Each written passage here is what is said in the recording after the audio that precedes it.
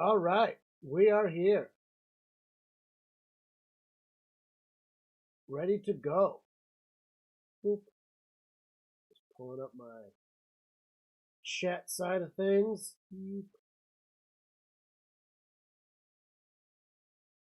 Pause that. Cool beans. That.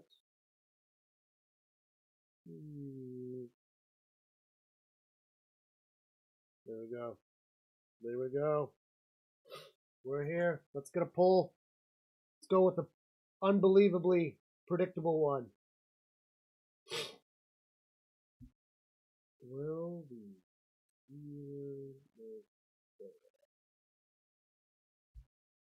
yes, no.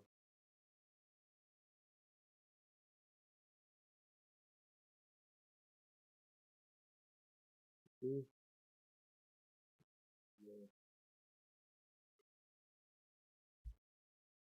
All right, we got the poll going. We're here. We're ready for some foosball. I hope you're ready for some foosball. Light on me is a little orange. I got new lights. I can control them from my phone now.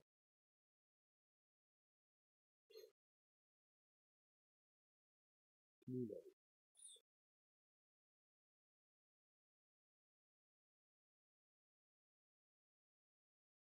Oh, yeah, that helped a bunch.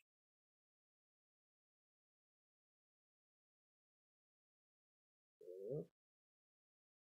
All right, cool. I think that's what we need. I think we got it.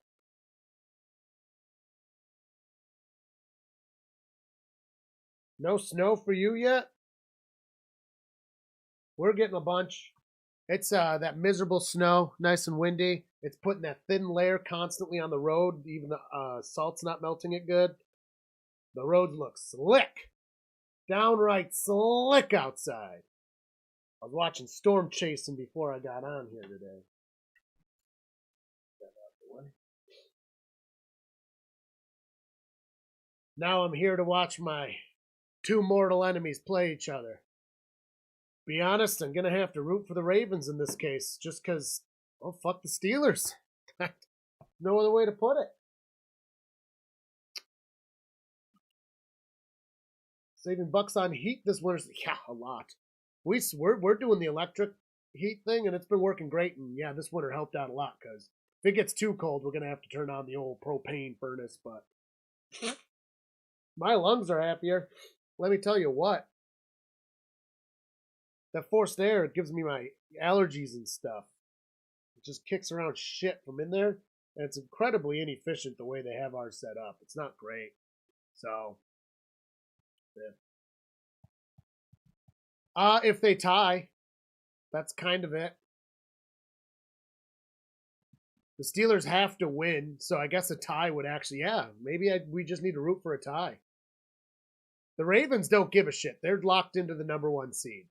They're playing their secondary, but their second string, but the second string still wants to prove themselves because they want to get some play time in the playoffs. So just because it's the second string doesn't mean they're not going to play good. And they're not resting everyone. So, well, I don't want a 0-0 tie. We are here for the whole game. That would get quite boring, wouldn't it? So with a good slice of Roni. Listen, a lot of my days have started with a good slice of pizza. Truer words have never been said. Jack. 5 viewers, 5 likes. I'd say I don't have to say the thing. Look at there. Be a butt. All right. I used to, dude, my dad owns a pizza place. I was raised on pizza. I am probably, no lie, 43% pizza by weight.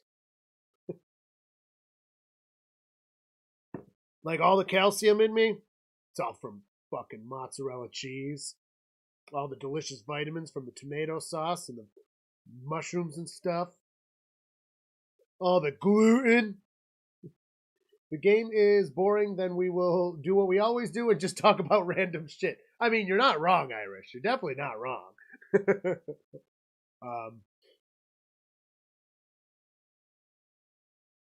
I'll be by myself all day today, too. I believe John has to work. At least he didn't tell me about coming up, and the weather is kind of shitty anyway, so. Miserable weather in Baltimore. Yes, you are right, Stephanie. It is a cold rain. They got the 30s. It's in the 30s and raining like a mofo. That is literally the worst weather. Like, snow beats the crap they've got in Baltimore any day. I'll even take the snow we got on the hill, which is, on a snow standpoint, not the best snow. There's different breeds of snow.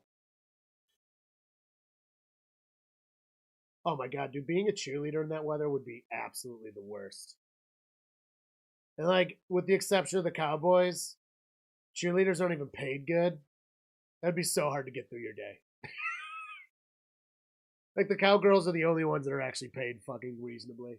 That's why a lot of teams got rid of their cheerleaders. Literally, they complain, they're like, we deserve better than minimum wage, and the teams are like, fuck you, which is just wrong. All right, kickoff is off, and it's going to be a touchback.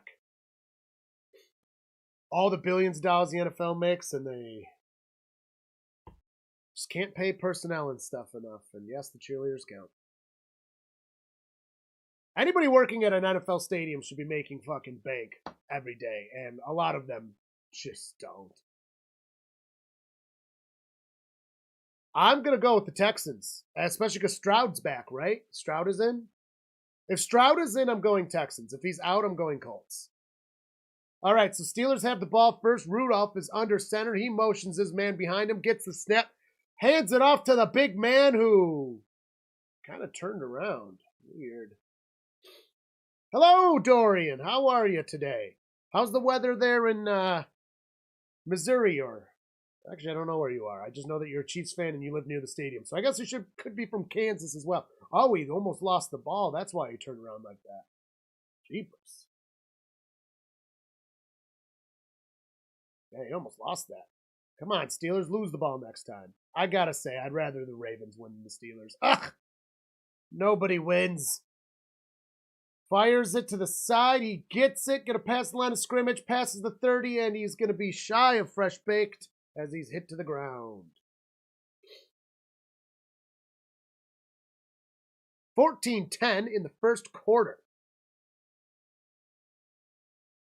Hope the Texans win and the Bills lose so that they can play the Chiefs in the playoffs.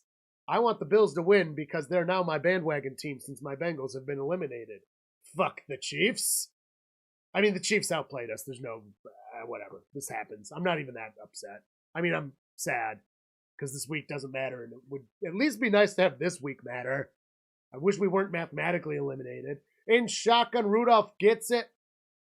Fires it. It is caught past the 40, and he's taken down. Especially since we're the only ones in the North that aren't mathematically eliminated. It's not fun. Anyways. Fuck the Steelers. Nope, I'm a bandwagoning the Bills. It's official. I mean, this week we got the Browns, so I'm going to be Bengalsing it up, obviously. But they're my playoff team now, is the Buffalo Bills. It's just how it is. I would this year, definitely. The Browns, their defense is just so scary. Their defense is insane, and Flacco's playing great. Under center, Rudolph gets it, shuffles it behind, and another sloppy shuffle to 30. He keeps it and gets no gain. A little dangerous with the wet balls, eh? A little dangerous. I think the Browns are low-key the scariest team in the AFC playoff picture. The Ravens are definitely scary too. But as far as the consistent, because, you know, the Dolphins and the Bills and the Texans or Colts, both everyone's been kind of like, woo, woo, woo. And the Chiefs too, been kind of all over, big ups and downs. But the Ravens and Browns have been pretty consistent. Fires it to behind the line of scrimmage to the side, 18, gets it, passes the line, and going to get a nice 6-yard gain. It looks like Johnson, 18 with that. Wet balls are dangerous. It's a very dangerous situation. It does happen.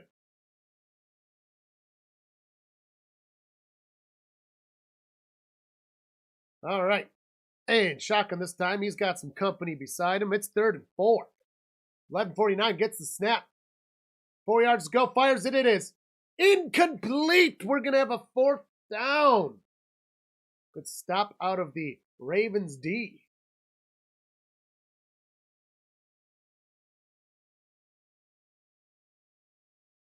You don't handle your wet balls well enough, you're getting the D. Sorry, that's dumb. I'm dumb. And the punt is off. At the 20, kind of a lousy punt if you ask me. Snead on the Chiefs defense was looking, was locking down Chase. They were.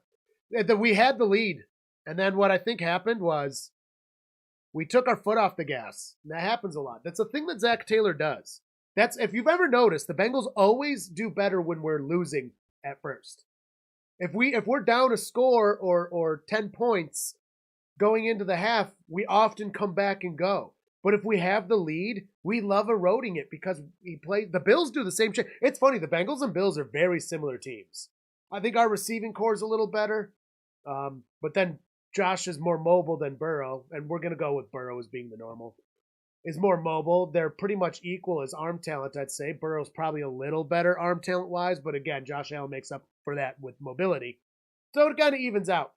But the coaching is the same too. McDermott and Taylor, no clock management when you have a lead. They just try to play conservatively, and they just give the ball over. And then all of a sudden, it's a close game, and the other team's winning. It's like, what the fuck, dude? Just keep playing the game. It's not over after halftime. Bad. No other stars. Both working. I think John's working at least. He usually tells me if he's off and there's football. I guess we didn't really talk much this week. I told him, my music came out. My band's music is finally available on all your major streamings. It's definitely on Apple, Google, or Apple Music, YouTube Music, Spotify. I think we had trouble finding it on Pandora. Put it in the chat if you want to look it up. Tales from the Possum Lodge. You got to look it up from its name there. Tales from the Possum Lodge. That's the name of the album. I don't have Spotify on here, and I don't know what everyone uses, so I'm not going to post a link. We're adding it to YouTube now. I only have one of the songs added because I'm trying to make the algorithm work in our favor. So every 2 days I'm releasing one, and there's 5 songs. The only thing scary about the Chiefs is the defense, which is the best as Mahomes, since Mahomes was a starter, and your offense is a mess. Yeah, you are. Yeah. And honestly, the defense isn't so good compared to, you got the Ravens defense, which is awesome. You've got the Browns defense is insane. The Chiefs have a good defense, but as soon as you get into the playoffs, their defense all of a sudden becomes normal. They have a reasonable playoff team's defense. Once you have all the other good teams mixed around them solely, I don't think the Chiefs offense is going to do it this year. I think we're going to see them not make the championship. Running it, going to get 2 yards. The camera's completely soaked. Nice. This episode of NFL script writing was hilarious. The Strouds. Yeah, that was awesome. That was a good one. I love the script writing episodes. I think that's Tom's best work is the script writer. I think that's literally the best thing he's done. And he's done a lot of good work. That is the best one. It is very funny. First round bounce. Hey, at least you're managing the expectations. Fires it. It is caught. Going to be 4 yards of forward progress. I'm not even trying to hate on the Chiefs like I normally try to. When there's glaring issues the way they are, it's not quite as fun to shit talk. Plus, my team's out, so I don't even care anymore. Season's over for me. I still like doing this. I like football in general, and I live in Western New York, though, so hopefully Buffalo can go all the way, because, if my Bengals aren't in, give Buffalo the Super Bowl, you know? I'd also be okay with the Lions-Browns Super Bowl. That would be pretty sweet. Gets it from Shotgun Lamar, it's Huntley? Huntley, right? Yes, Tyler Huntley.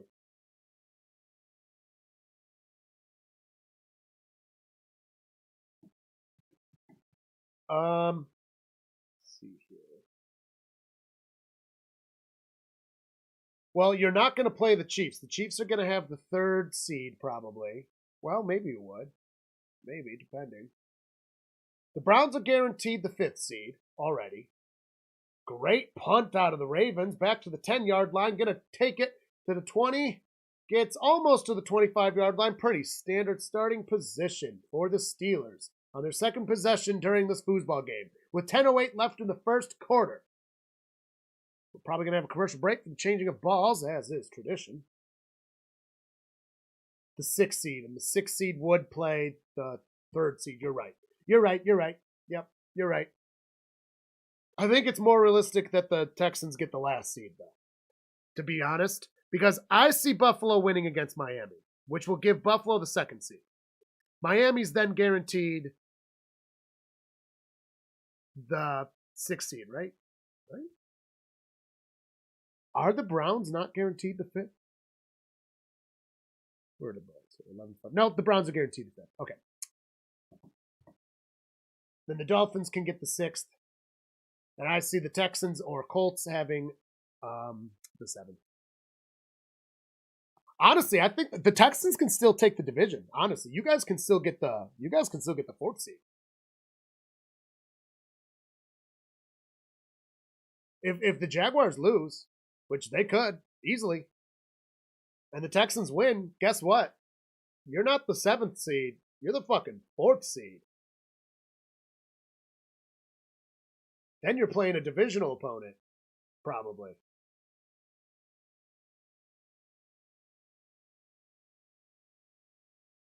It would be cool getting the Bills the first Super Bowl victory this year, probably in for it. We definitely don't deserve it, seeing us play. Dang, Dorian, you're being so reasonable. Are you feeling well? I'm used to you coming in here and just completely shit talking. Just checking in, not complaining. Cameron, hey, the music dropped. Cameron, I don't have the link because I don't have Spotify on this computer, and that's what I normally use, and it's available on all the normal stuff. That's the name of the album. Look it up, and it should pop right up. It's got a little old, broken down shack on the cover, and the name of the band is Furious George. Also, that's Grange Graves that likes Ripper Owens. I got to remind him too. The song we did with Ripper Owens is on there. As far as YouTube goes, we only have one song posted so far, so next week, when all of it's posted, I will send the links. Oh, yeah, we got snow. We've had snow for all week. We've had a covering all week. It's snowing pretty crappy outside. Perfect. Cover the road with a thin layer of danger snow. Literally the worst kind of snow. Just wet enough. Nice saturated snow, heavy. Small bits, though, not even the thick bits. Not fun snow. Not the good stuff. It's not even pretty looking. It's too small. All right. Going to be in shotgun. Rudolph gets it. Hands that shit off. The Giant runs through the middle. Oh, man. Oh, no, that was other players. It's going to get about 5 or 6 yards. Hello, Mandalorian Martin. Nice of you to join us. Ravens 49ers Super Bowl. I think that's a good prediction. I'm hoping that the Bills make the Super Bowl personally. I'm a Western New Yorker. And I also would love to see the Lions-Browns be the Super Bowl matchup. That would just be awesome. I don't think that's happening, but it would be awesome. If it could be Bills-Lions, that would be sweet, too. Hands it off. Gonna get just shy. He's gonna be a yard shy of fresh downs. Bringing a 3rd down. Now, honestly, there's no hiding our trash offense anymore. If I would say we are the best offense, I would be the most delusional Chiefs fan in history. Hey, I appreciate the awareness. You got to know, you got to know where your team sits in a realistic way. Like, there's nothing wrong with being a hyper fan. And I know Dorian, for anyone that doesn't know him, is a hyper Chiefs fan. He's a very, very passionate fan. We've trash talked quite a bit over the past year and a half. And I'm the same with the Bengals, but like, when you're done, you're done. They're going to try to sneak it. It looks like they're going to mark it over. It worked. But there's not, you guys sold everything on the freaking offense to rely on an aging tight end. It's not even a ding at Kelsey. He's in his mid-30s, and he's a blocker too. Your body gets beat up in this league, especially as a tight end. So it was not a good choice. Bills Ravens Super Bowl. No, not a Bill Ravens. You can't do that. It's an alternate universe. You have entered. You go through a door. The Ravens are now an NFC team. Gets the pass off to the side, past the line of scrimmage, past the 40, riding the sideline, gets past the 50s, past 45, and almost to the 40. Huge gain out of number 30 there for the Steelers. I'd say facts. CJ Stroud will beat the Colts. Hey, we were talking about that just a minute ago before you joined us. If CJ Stroud, I think, is the reason that the Texans will win today. And if for some reason he's out of the game, I'm going to give it to the Colts. I think because you guys still don't have Tank Dell, right? Sorry, I don't follow the Texans that hard. Though they are a more fun team this year than years previous. It's making you nervous that everyone's picking the Texans to win. Well, I mean, the Texans are the better team, though. Should have gone with Hopkins. Okay, bye.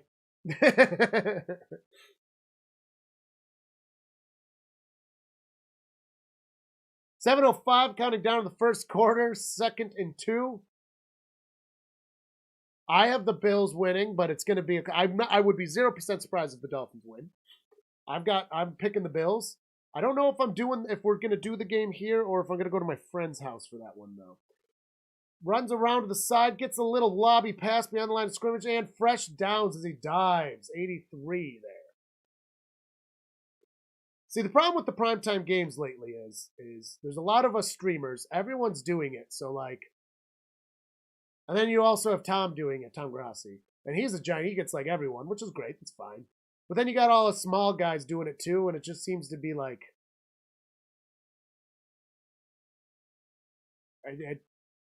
we're sharing a lot of the same people, which is awesome. I mean, there's a reason we rate each other and get along and communicate so well. That's a good thing. The water's fine. Hands it off, running up the middle, only get about 4 yards. But when you do the 4 o'clock, when we do the 4 o'clock game, our numbers are way better. We seem to do way better. And then the prime time's worse, and it's do I skip out on a fun Bills party? And we only do 2 games, and we're obviously doing the 1 o'clock game. We're doing Bengals Browns. And then there's good 4 o'clock games, so I think doing the Eagles game or the Cowboys game could be really fun. So that's where it's tempting, and then go have fun party time for the Bills game. But at the same time, Bills game should be a really fucking good game. That would be a good one to stream. I don't know. Drops back, Rudolph gets it out. It's so wet there. Fresh downs. Yeah, I don't think that Lamar would be. Lamar's not going to get hurt in the MVP conversation because he's being rested. That's just common practice. I don't see a world that hurts him, with the exception if somebody just goes off. But when you've already played 16 games, one game isn't going to decide it for probably any team.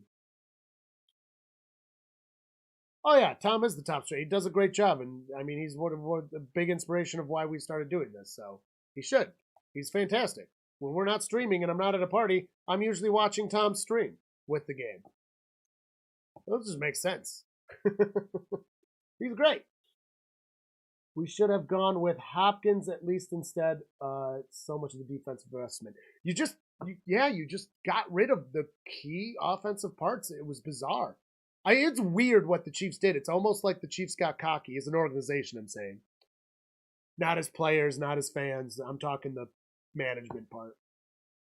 And they're like, all we need is Mahomes and Kelsey. That's not true. You still need weapons for your great quarterback. I mean, Mahomes is one of the best quarterbacks that's ever done it. Past the 10-yard line, first downs again for the Steelers. Looking like they're going to score here. Steelers got a Super Bowl from Daniel Douglas. Hello, sir. The Eagles have crashed and burned. Yeah, Tom's chat goes wild. I don't even attempt. I don't even try to read it at all. I just listen to him. That's it. The special Tom has, but a few of your non-super chat posts even had a regular post highlighted. Nice. Yeah, I see you commenting in his streams and stuff on GPS too. I'm never watching GPS live though. Nope. Oh, that was the slowest motion shuffle pass I've ever seen. Oh, you're a Titans fan? My one of my good friends is a Titans. Actually, we have oh, this is the Panthers one. Shoot, where's my Titans one? These drink things for the bar. We actually have a Titans one. We have 4 of them. We got Browns, Bengals, Panthers, and we have a Titans one. Because there's a few times my buddy has been able to come over and stream with us.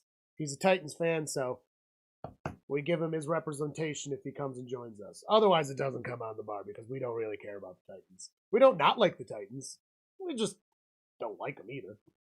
Indifference. And that's going to be a touchdown for the Steelers. Oof. Tannehill would be a really good backup at this point. You know what I mean?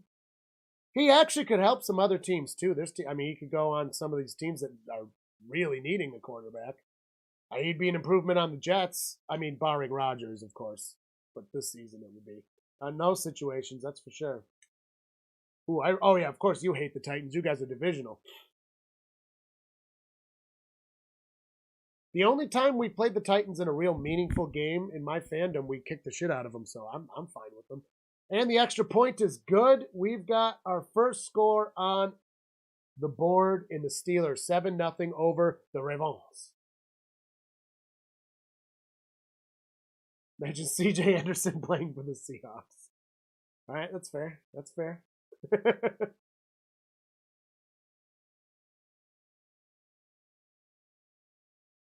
I forgot you were a soccer fan as well. I really want to go to like Mexico and go to a soccer game so badly. Like in Mexico City. I want to go to Mexico City. That sounds awesome.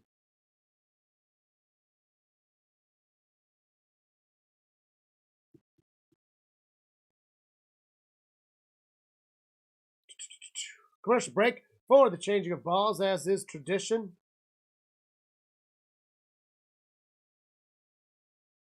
The way the Packers defense has been, yeah, he absolutely could. I'll tell you what, I'm glad that the Bears started getting their shit together a little bit this season because it's not fair to quarterbacks like Fields to be judged so critically when they're on a team that is perpetually a problem. You know what I mean? Look at what Trevor Lawrence did his first season when Urban Meyer was there. Trash. Urban Meyer goes away. All of a sudden, he's doing great. Too many good quarterbacks are judged by a bad situation. The good quarterback often goes to a bad situation.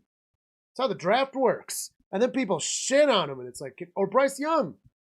Give the man more than 1 year. He's on the worst team in the league. You think Bryce Young is the reason they're doing so bad this year, just solely? It's not the fact that they got rid of their 2 top players last year, one of them only for a 3rd fucking round. The fact that they gave up a 1st round this season and then literally did the worst so they get no 1st round pick. None of that matters. Give the poor man another season at least. You know? That's my opinion. I mean, if it's a few years in a row, then yeah, of course. But I hate when people go straight to a draft bust in some 1 year. Remember, Joe Burrow did terrible. We had 2 wins when he got hurt week 10, the first season he was in, and we had good weapons. He had 2 wins. We literally had more wins without him in less games and a tie than with him in the first season. Burrow's still a top-tier quarterback. It takes time. You got to mesh. You got to learn the NFL. And being in a bad situation doesn't help. And I will admit, back then the Bengals needed a switch, culture switch, and we got it. But we needed it. I mean, we got Burrow for a reason. We were trash. We got Chase for a reason because we were trash 2 years in a row.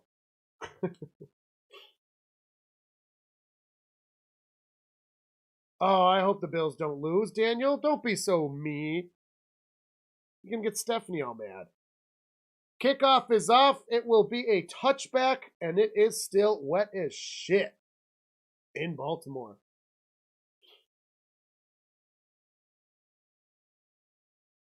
Yeah, everyone was hating on Jordan Love, and it's like, dude, the guy hasn't played. And then he plays a few games, and they're like, oh, Packers fans were the worst. Oh my God, crying the blues because they lost a few games for one season, and then boom, they're looking like they're in playoffs. It's like, God damn, just shut up.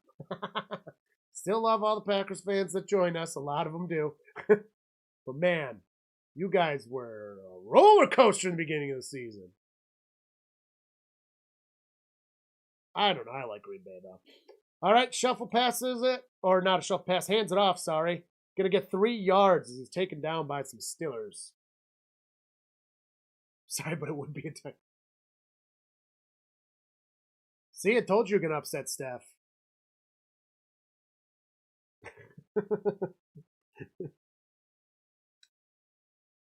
I got my Bills hat back here ready for my bandwagoning. I hope my jersey comes in. But don't worry, I will always wear something Bengals. I'll have a Bengals hat on or something if I wear a Bills jersey or vice versa. But I am going to bandwagon the Bills for the postseason. There's nothing wrong with that. Oh, he drops the ball. No gain, 3rd and 7. And the Ravens do not care about this game. The Steelers are totally going to win. It is miserable out there. They're like, just get through this. Just don't look bad. Just don't look bad is all they're saying. Minute 54 left in the first quarter. Lamar just like, can I go to the locker room? It is cold and wet. I'm not playing.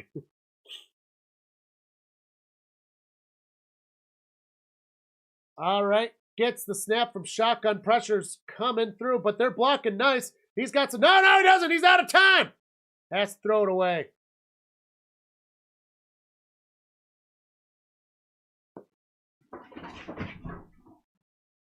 What the fuck was that, Dino?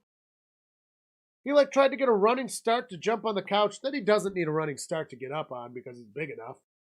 And all he did was burn out, flop over, fall, and committed the whole time. Gets the end of the couch and crawls in like normal.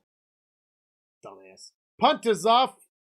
Steelers getting the ball back. Oh boy, they're going to get it. Returns to 25-30, gets to the 35, and he's down past the 35. Great starting position for the Steelers. Tiny NFL helmets of every team. So you do have merch from every team in a way. Nice.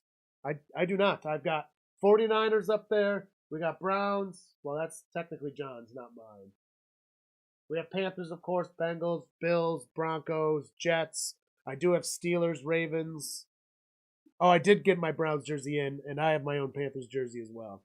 If the Steelers win this week, if they get into the playoffs somehow, I'm totally going to do a skit where all the AFC North teams are at the bar. I think the Ravens are going to be the bartender because they're the leader. Yeah, the Steelers can get in. The Steelers are playing. It's hard. Huge greetings. Ron Jeremy, our music dropped. That's the name of the album to look into your streaming service of preferability. Only one of the songs is available on regular YouTube as of now. Next week, they will all be posted. I'm doing them every 2 days to try to help the algorithm boost us a little bit.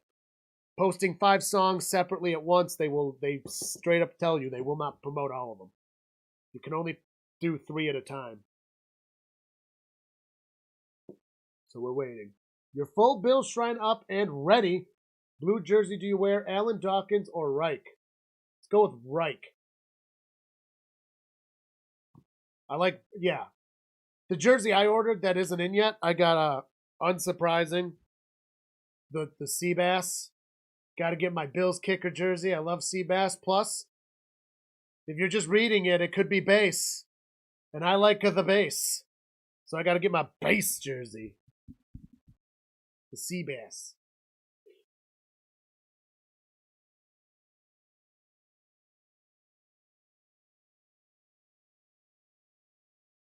Anybody joining us, hit that like button, please. It really does help. Feel free to comment in the chat. Trash talk's fine. Just keep it appropriate. And appropriate is relative. All the ponchos out. Man, that stadium's pretty full for such shitty weather and a meaningless game.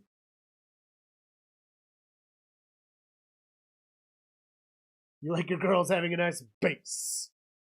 He's all about that bass, no treble.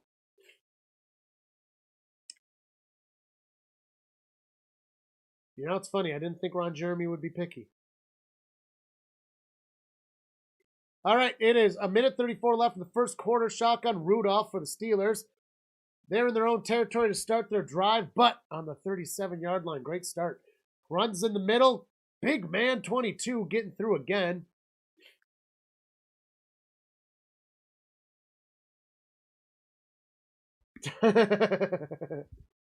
Ooh, I didn't. My name stands for appropriate. Yeah, okay. Something like that, Ron. Screams appropriateness. Just stay single and ignore women, my guys. More money in your pocket. Or just find a woman that's cheap like mine. Carly don't like spending money. At all. Fakes the shuffle.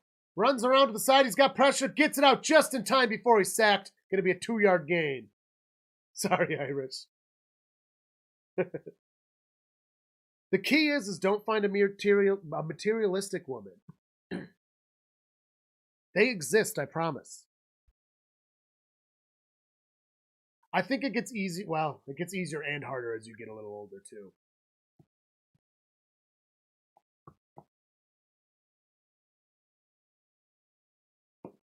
Nah, Carly's always been cheap. She's never been into fashion and stuff.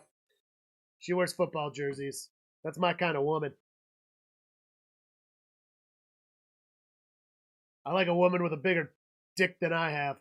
Fires a big arm pass. It's dangerous. It's no good. 5 seconds left in the first quarter. That's a 4th and 3. 3 and out now for the Steelers. Good job, Ravens. Woman is also cheap. She's always on the clearance rack. Yeah. We buy things on sale. We don't fucking buy things when we don't need to. We don't have these elaborate wardrobes. Again, we wear a lot of jerseys and stuff, and Carly's the same way, man. She's not even an expensive date.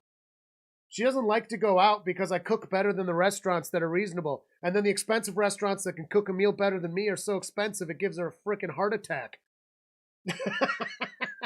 Which is good. See, that's the other key, I guess. Get good at cooking so that you're better than the restaurants, and then you don't have to go out. You stay in and you cook the meal, which is double romantic, by the way, because you put the work in with your own paws. So get good at cooking, and then you have the best excuse in the world to not go out to eat. That's what I did. It's worked out great for me through the years. No, and Cardboard's in here. Cardboard, back me up. I'm better than the reasonably priced restaurants, and the ones that are better than me are too expensive. They give you a heart attack. They have those in Thailand, Alex. Had a girl for 3 years who was cheap, but after a while they say dumb things in breakups. Well, yeah, I mean, if a breakup's happening, somebody's got to throw some punches usually. Breakups are rarely good. By design, really. BFF, we're like. See, she likes to go to the good restaurants with me, too. Like, we like to go to diners and shit. I love a good diner. Now, that's good food at a good price, a diner. Mexican places, I don't understand. Why is Mexican food always so delicious and inexpensive? I mean, I understand it's like 50% beans and beans are cheap. But, like, everything else goes up. And Mexican food just stays the same. It's so good. And it's healthy, generally. Like, real Mexican food is super healthy. It's full of fiber. You get your full veggies. You got your nice proteins. It's fucking delicious. Like, I love Mexican food. Because Mexicans can cook. Facts. So can Puerto Ricans. Holy shit, my one buddy's mom, she's off the boat, Puerto Rican. And I've only gotten the pleasure of eating her food 2 or 3 times. God damn, that woman makes some delicious stuff. Like, I'm pretty good at making things. I'm pretty good with beans and that, but my God, her beans and rice, so good. Just perfectly flavored. I think one of the things, too, is anybody of Spanish descent is not afraid of flavor and is not afraid of spice. I think that's another reason it's so good. Like, people say white people can't cook, but I don't think that's necessarily true because, like, Italians and Polish people can cook. Everywhere's about French cuisine because of their sauces. Fine. Tell you what, people from England cannot cook. That shit's bland.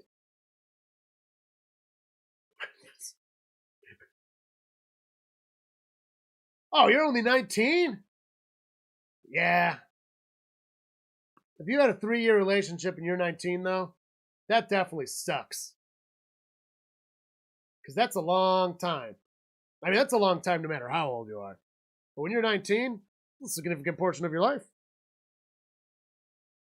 That's all right. You're 19. Fucking, yeah, live it up, man. You got time.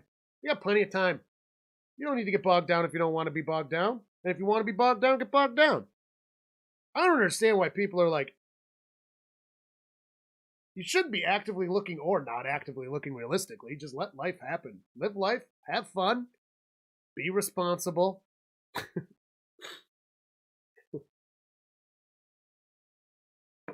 And then you never know what'll happen.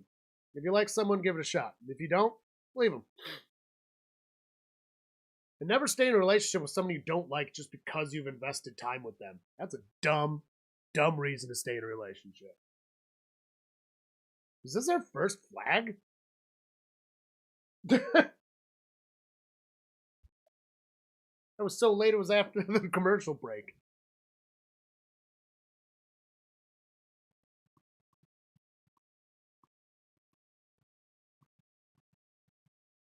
Don't get serious with a woman until you're in your 30s. I mean, if that works for you. Carly and I started dating at 19. But we're an oddity. To be fair. I don't know, again, like I said, just live life. If you like someone, give it a shot. If you don't like them, leave them. Do not stay in a late. Like I said, the amount of people I've known in my life, and I'm sure everybody can agree, especially people that are past their 30s, the amount of people you know in your life that stay with someone that they don't like each other just because they've invested time is crazy pants. It's like, you don't like each other, though. And the kick is off. The punt, I mean. Ooh, 35-yard line. Good starting position for the Ravens. You're right, Ira. Some people cannot be single. They're so dependent. That's not a healthy way to live either. I mean, like, at this point in my life, yes, me and my wife are extremely dependent on each other. But we're also fucking married and have been for 6 years. When you're just dating, to not be able to be single is not healthy. Because that's when you make mistakes and you find abusive people. And abuse comes in many different ways.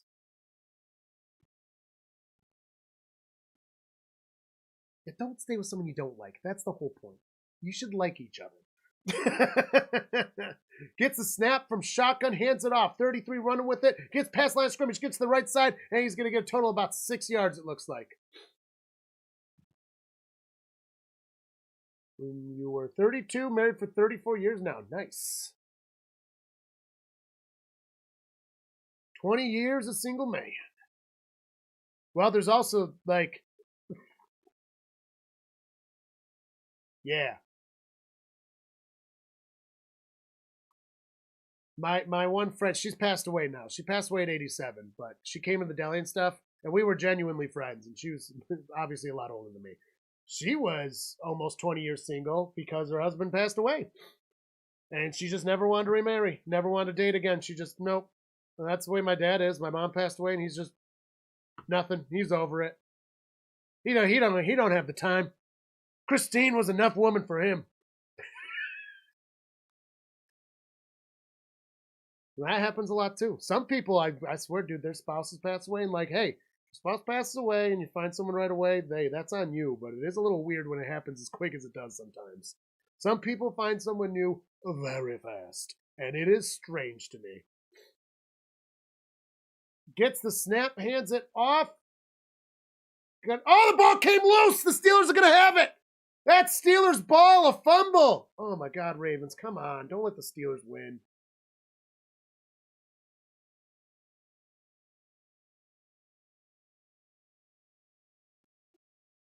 Ooh. Somebody in the chat's good at math. I'm sorry. I'm sorry I had to. That was rude. That was rude.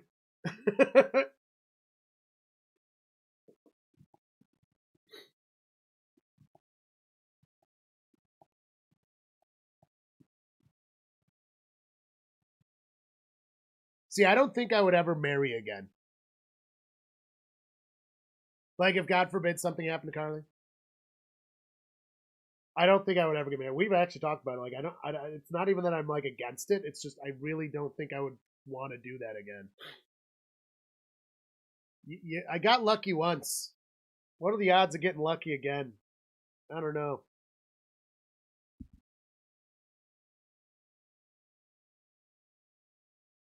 Like my uncle died of COVID a few days before Christmas. Less than a year later, she was remarried. Yeah, that's crazy. And like, I'm not even talking about people that were in bad relationships. Like the people that I know that have done this. As far as my knowledge, no one was cheating on each other. No one was unhappy. No one was in any bad. And then they're like remarried so fast. Married. That's what I mean. Not just dating someone. Because like, hey, you find a few months later, just someone, whatever. Okay. Well, yeah, married. It's fucking weird. If they were unhappy in the relationship, it'd be different. But again, if you're unhappy in a relationship, don't stay in it. The Steelers jersey I got is Watt. They didn't have the kicker jersey available. For the Ravens, unsurprisingly, I got Justin Tucker. For the Bills, I got the Seabass. For the Browns, I got Chubb, because who doesn't like Chubb? Come on. Who doesn't like Chubb? Hey, no, we draw on everyone here because this is an open bar. We have people of all kinds of demographics and ages and everything. I mean, heck, we even had somebody from what? It was from Brazil was in here having fun with us. Somebody from Ireland was in here too.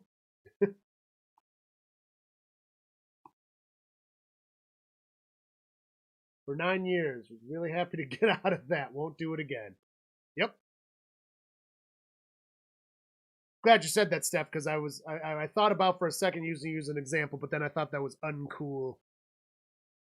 I don't need to air out other people's laundry, especially when somebody's literally communicating. It's easy enough to be like, vague person I know. The person I was talking about is Lois. She's passed away, so you can't dox a dead person. Also, that's only her first name. All right, Steelers are going to get a nice gain there. The first down line moved, shifted. It all shifted.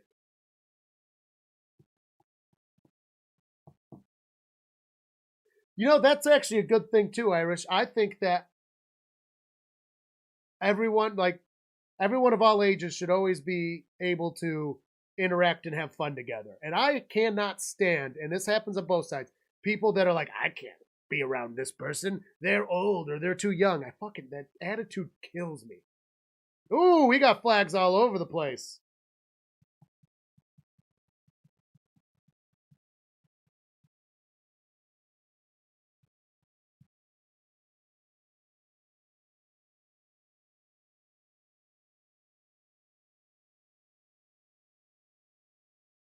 That's going to be offsides. Or sorry, false start. False start. False start. What are some big mistakes you see people your age make with money? Everything. Everything. Not investing at all.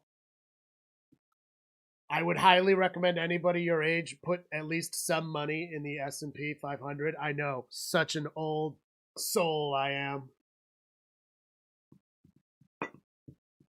I also work for a bank, so I guess that adds up.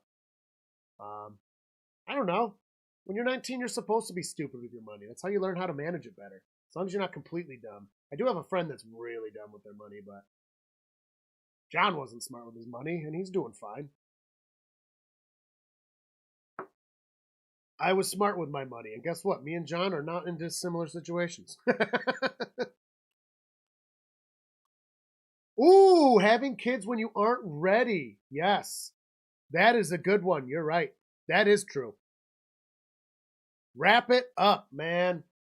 Do not have kids early. It is so preventable. Anyone that's so preventable.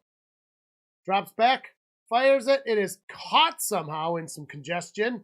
Gonna get a nice little gain of about 6 yards there.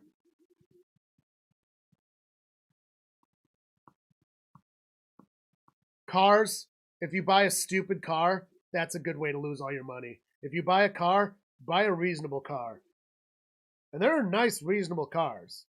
Don't buy like a freaking Ford F-150 souped up, lifted. That's friggin' $80,000. You can't make the payments. Yeah, don't do that.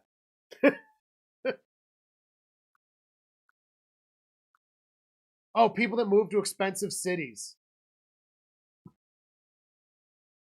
Move to an inexpensive city. Gets 2 yards on that one as he's drawn back.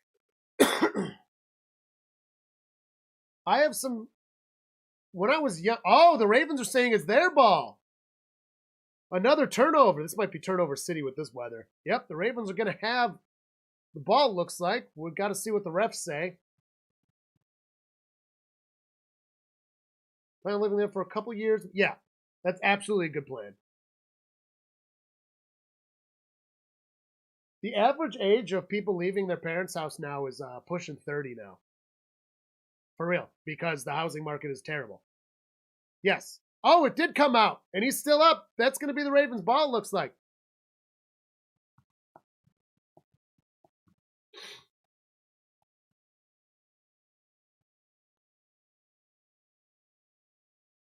Yeah, stay at home for a few years, build up some money. If you can save money by not paying rent to have a reasonable down payment on a home, especially being a welder, you would like welders, once you get into it for a few years, make very good money. And then buy a house. If you can. If you're allowed to stay at your parents' house and you have a good situation with them. See, that's the other thing. You've got to have a good situation with your parents, though. They can't be controlling. If they're controlling, which it doesn't sound like you're in that situation. Like, my parents were awesome. I turned 18, they're like, don't commit crimes. Or at least violent crimes. My parents were reasonable. I came and went. I did what I needed to, what I wanted. And I moved out. I mean, I went to college, so I had an apartment in college, but like, I was out of state. I had to have something. But then I would live at their house, and then Carly and I actually lived with my dad. My mom had passed away while I was in college. So we lived with my dad for almost a year, I think. Then the apartment we got was my dad's apartment above his business. It was just this tiny one. He used it for storage. He didn't even rent it out. We cleaned it out, painted it, lived there for 4 years. So that was very much my dad helping us out. And if we didn't have that, we probably would have just stayed at his house. It just worked out for everyone that he had that small, inexpensive place right above where I worked. So we did that, and then we bought a house because we didn't pay unreasonable rent. We were able to do that. So if you can avoid rent and you have a good situation, that's a great way. Great way to save money.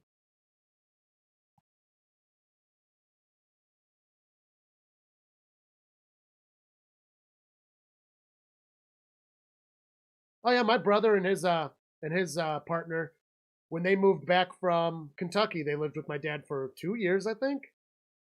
For 2 years, and they had a kid and everything. My dad's just like, whatever, dude. It's just me. He's got the space. He loved it. And then when it was time to move out, my dad loved it. My dad's very easy. Oh, you want to be around? Awesome. Oh yeah, I can have my space too. He's a very easy man. He just likes helping too. So yeah, if your parents are cool with it, absolutely. If they're good and you got the basement to yourself and that seems like a good spot. Yeah, do not waste your money on an apartment. Save up, buy a house if you can. Take advantage. A lot of people aren't in your situation. Take advantage of it while you can. Oh, Huntley's moving around. He's trying to find it. Gets the ball out. It is incomplete. It looks like not going to be hauled in.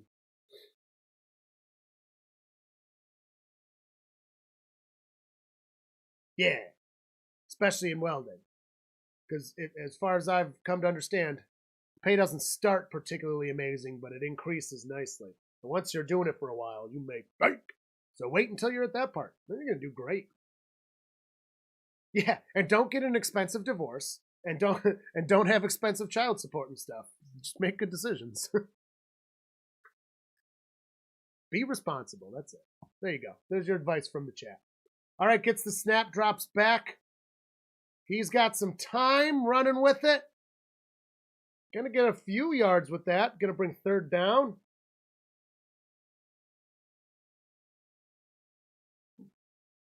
Yeah, credit's unfortunately necessary. Credit is stupid, and we need to get rid of it as a society. It doesn't even make sense. Why are there 3 reporting companies that are private and they don't even match?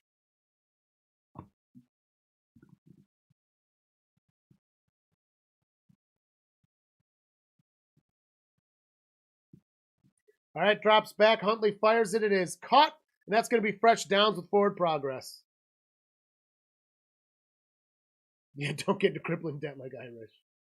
Crippling debt's not fun. I made the bad decision of going to school, and halfway through going to school realizing I didn't want the degree I was going for, but letting family members of mine, not my dad, say, "Oh, you're a quitter?" So then I went for 2 more years of college to not need my degree. I should have just stopped. It would have saved me $40,000 or 35 or something like that. And a big sack. Steelers take down Huntley.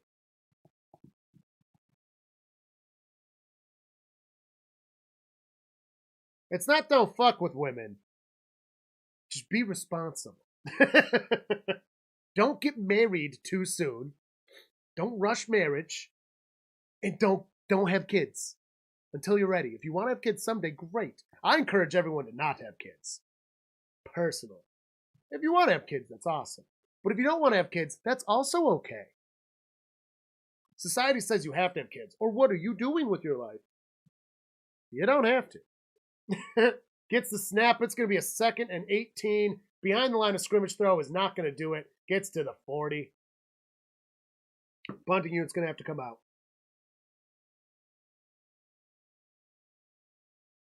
You went to medical school with someone with ADHD. Not fun. Oh, that's funny. If you can't tell, I probably do too. I've never been fully diagnosed, but I've never even wanted to listen. Because I can manage well. When I was a kid, they always wanted to put me on medicine. And my parents were like, no, all he has to do is like this. But then I went to Catholic school. And if you did this in church, it's disrespectful to God. And you'd have to copy pages out of the Bible. That's a good way to build a Christian. Running it himself. Oh, it's 3rd and 14. What the fuck are they doing? Yeah, the Ravens are just getting through this game. You said you're in college. Sounds like you're building debt as we speak, but it's a different kind of debt. Also, you're going for welding, which is you have a job kind of a thing. I would have had a job if I wanted to keep my degree, wanted to deal with it. I went for music education and then decided I didn't want to be a teacher and then kept going to school. Oh my God, they're going to get the ball right within the 5-yard line. Great punt. And there's a flag on the play, though. College that are in debt because they bought brand new money. Yeah, see, that's what I mean. Don't buy an unreasonable, stupid car like the fucking Ford F-150s that have to be souped up and lifted and all this other stuff. And they're $80,000. It's like, no way, dude. Buy a used something you like. A used Mustang you can get for not unreasonable, but if you get it on the newer side, it's expensive as shit. Especially if you get all the bells and whistles.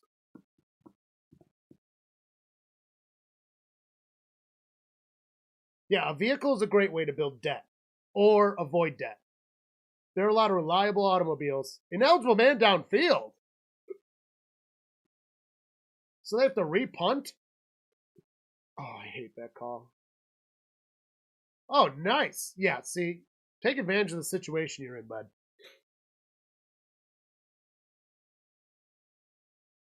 Don't take it for granted, but take advantage of it.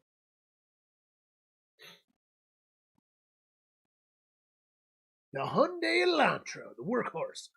My Jeep I got used. It's a 2009, and mine's still working great. And the only reason I don't like it is the gas mileage, because I drive so far. I got the oil change. I was talking to them. Punt is off again. I was talking to the guys doing the oil change. They're like, whenever you're going to trade your car in, you stop by here first. Get up there! Get up there! Oh no! He ripped it into the touchback. What an idiot! All you had to do was throw it back in bounds. Another flag! Oh.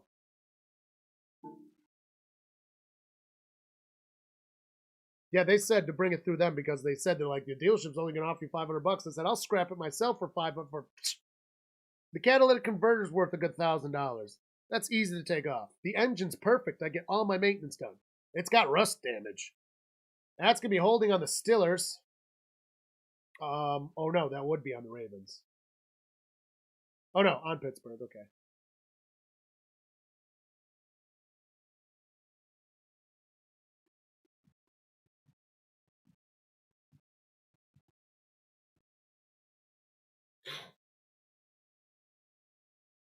Holding on the receiving team, Pittsburgh. All right. And that'll be enforced after the punt. When I got my Jeep, I had a Sebring convertible before that. I bought it when I was 17. I worked pretty much my whole life because my dad had a business, so buying the car was easy. I had a car loan. So I paid the car loan off, and in true car loan fashion, a couple months later is when I rear-ended somebody because of a deer. Deer ran in front of the person. He stops. I hit him. Nothing too bad. But I had actually made a bad choice with oil change or not checking my oil, and I got a clank in the engine. I just never got it fixed, though, because it was not really fixable. It wasn't worth it. So then when I crashed, the insurance company totaled my car, including the damage that just never got fixed, so it was never on like the car reporting. I literally only paid $700 for what insurance gave me because I got a great deal on the car to begin with, got a reasonable loan, and then literally I lost $700 with what they gave me, and then I bought my Jeep, and I had it paid off almost immediately because the timing was right. I've saved a lot of money not having a car payment. I have not had a car payment in over 10 years. Yeah, my Jeep was $14K when I bought it. I had $9,000 from insurance, close to, and then my dad helped me out with a loan through him, which is what I consider my last car payment. And I was able to pay him off because, again, I was living with him, so I didn't have rent. So I just like used all the money that would be rent to pay my dad back off, and I paid him off in 12 months. $5,000 in 12 months was not unreasonable to do. Boom. Car. It's funny too because it was in his name because of it, and then the insurance company just said, "Yeah, don't switch his name," because I've never actually gotten a moving violation. So even though I had the one accident, it was forgiven, especially because it was D-related. So I'm still literally, it's in his name, and I'm the driver. My insurance is dirt low.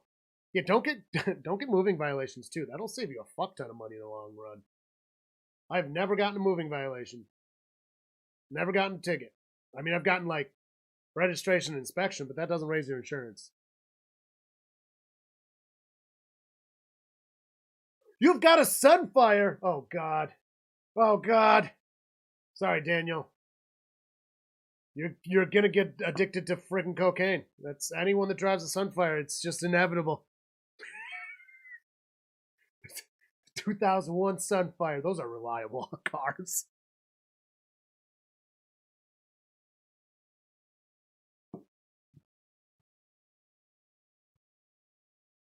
Leasing car. Yeah. People that lease cars, I don't get it. John does that shit.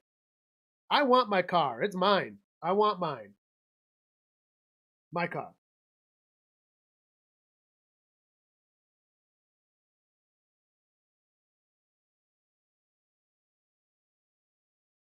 Much happier not having a car payment for 10 years. When I have a car payment eventually, I don't even know what I'm going to do with myself.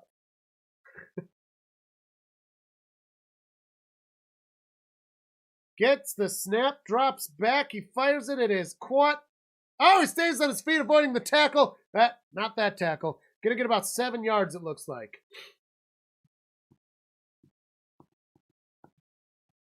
When I bought my Jeep, it was like 34,000 miles, dude. And I got a great deal. $14,000 even for a 2009 Jeep in 2015? 2014? 2014. It was 2014. It had 34,000 miles on it. I literally could have bought that Jeep, turned around, sold it, and made $5 grand. My cousin told me, he's a mechanic, and I always have him check my shit out.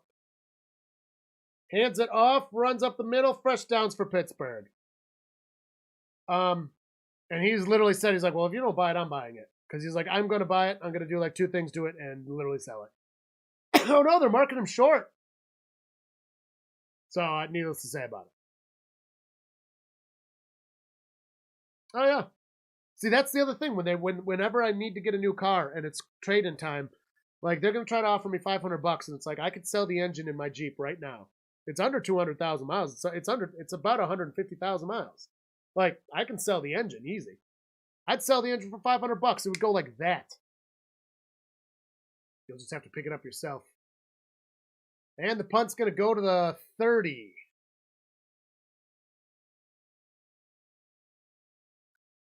I forget the name of the car. Well, I loved my Sebring convertible. It was the older version too, not the new stupid boxy one. The old 2007. 2006, it was 2006, sorry. I loved that car. It was the Slimazine. It was the best. Then it got the clank in the engine. And after that, it kind of sucked. Clank was not fun. It was loud. Then I stopped taking the top off of it because I was embarrassed. I'll tell you what, if I ever like won the lottery or won huge on something like that, I'm not even kidding you, I'm buying a Sebring convertible as like a luxury car for myself. Which I understand how ridiculous that sounds. But I loved that thing. Or maybe I'd get a Miata. I like Miatas. I'll tell you what, I want another convertible though. Convertible was awesome. $6K in your car, and it's only worth like $5K now. That's a problem with vehicles. Oh man, yeah. If I traded my car and they'd offer me $500, realistically, it's worth $1,500.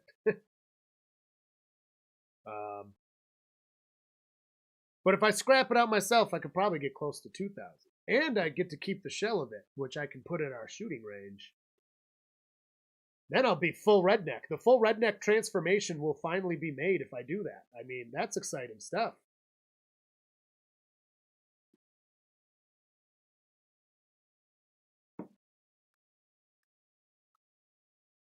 Elantras. I want one of those Jeep trucks. The Gladiators. I think they're sweet. I really like compact trucks, but they don't really make compact trucks anymore. The only one that's available is that one Toyota, and I don't like that one. Like, why'd Ford stop making their small truck? I don't need a big dick truck, dude. They're just expensive. And half of the people you know that have those big freaking trucks, oh, don't put something in the bed, you'll scratch it. Why the fuck do you have a truck? Get a luxury SUV if you're not going to use your bed. Like, are you kidding me? Can you help me get something? Oh, could scratch the bed. Why'd you buy a truck? Fine, I'll find someone else with a truck that will help me move something.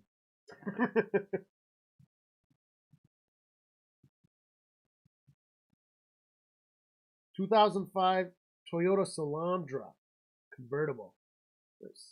I love the convertible, man. Convertibles are nice. I recommend. Little annoying because you have to lock everything in your trunk and you have no trunk pop button. Obviously, the trunk pop button only works if the key's in the ignition, which is a good thing. Yeah, I like Miatas. I want a Miata for real.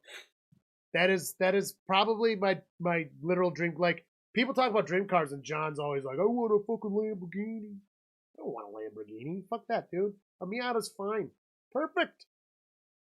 My dream car goes there in a freaking Jeep Gladiator. Pretty reasonable dream vehicles. I don't like expensive cars. They look stupid and they age worse than other ones. Like, I remember being a kid, everyone always had the old Caddy as their first car. And it's like those were luxury vehicles, and then they turned into garbage they gave to kids to learn how to drive in. And that's what luxury cars do. I mean, obviously Lamborghinis are past that, but like a lot of the luxury brand cars are just polished garbage. They've got the fanciest burl wood.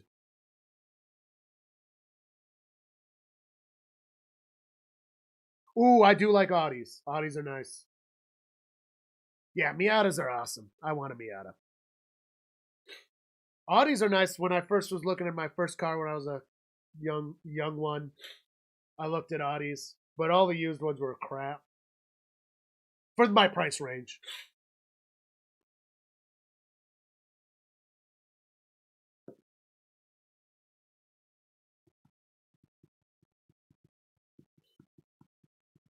See, the SUV makes sense. I always need something that can move my base, just in case. I mean, I don't really play it anymore, but like, if I need to transport my stand-up base, I have to have something it fits in.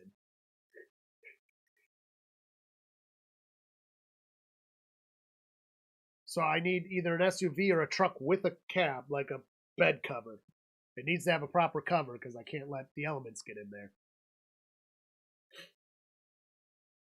Running with it, gets past the 40, getting away with it to the 30, the 25, and almost to the 20. Edwards, 35, taken down. Yeah, I was talking about when I was like 17, though. New was out of the question, and even the used ones were out of my price range, or there was stuff wrong with them. My Sebring convertible was very affordable when I got it. I paid $9,000 for it. 5-year loan on a $9,000 car, that wasn't that bad, especially when you're working every weekend. I worked a bunch, and in summers I worked full time.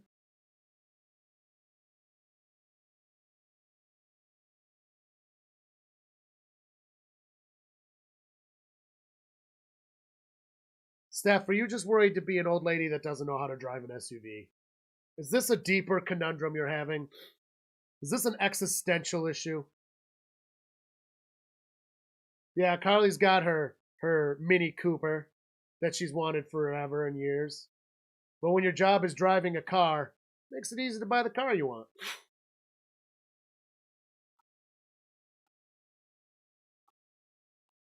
All right, drops back, fires a big arm pass. It's caught at the 10. He's still on his feet. Gets the 5. That's a touchdown for the Ravens.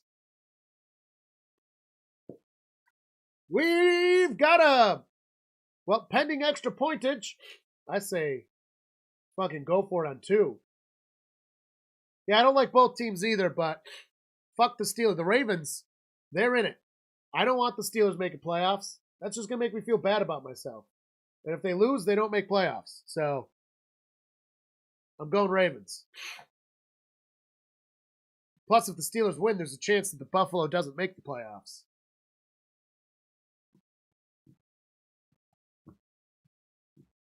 All right, they're going for 1 extra point with the Tuckster. It's good. Little off for him. Not perfect. You expect him to be perfect.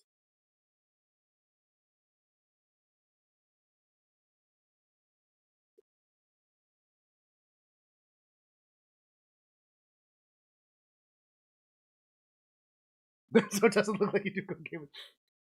See, see, you're obviously catching it too.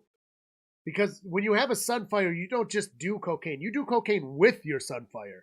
You do so much that you are literally talking to your car while you're doing it.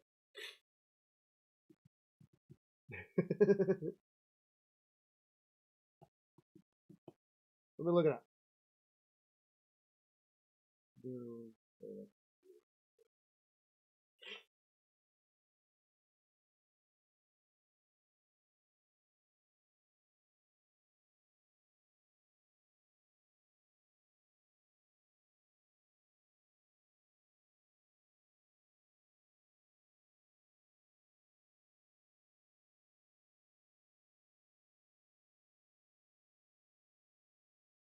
Yes, the Steelers need to win. If the Steelers lose, the Bills are clinched in. It's just, are they going to be the number 2 seed or are they going to be a wild card team?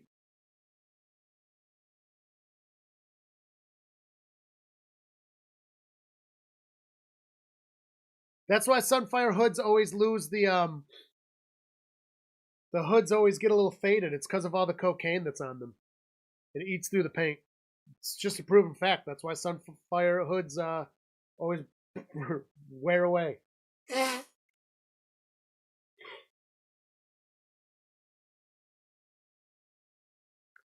If I found in Syracuse, you mean you found it in a parking lot and the keys were in there? You just decided to take it with you? Just before tracking was a thing, so you just got away with it? Switch out some plates, get a clean VIN number.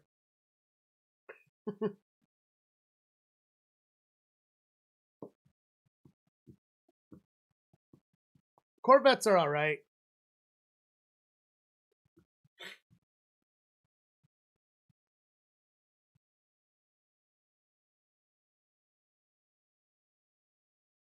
See, that's why I've got the two, because I like the Jeep Gladiator for the practical side of what I'd like to do, and then the Miata for the fucking fun side of what I want to do.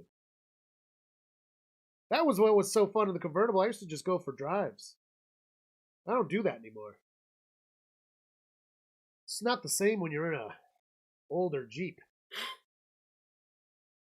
Gets it, hands it off, gonna run up, and gonna get about 5 yards.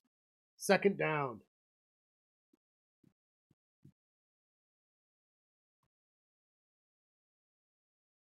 Oh, Daniel's Sunfire has no faded hood.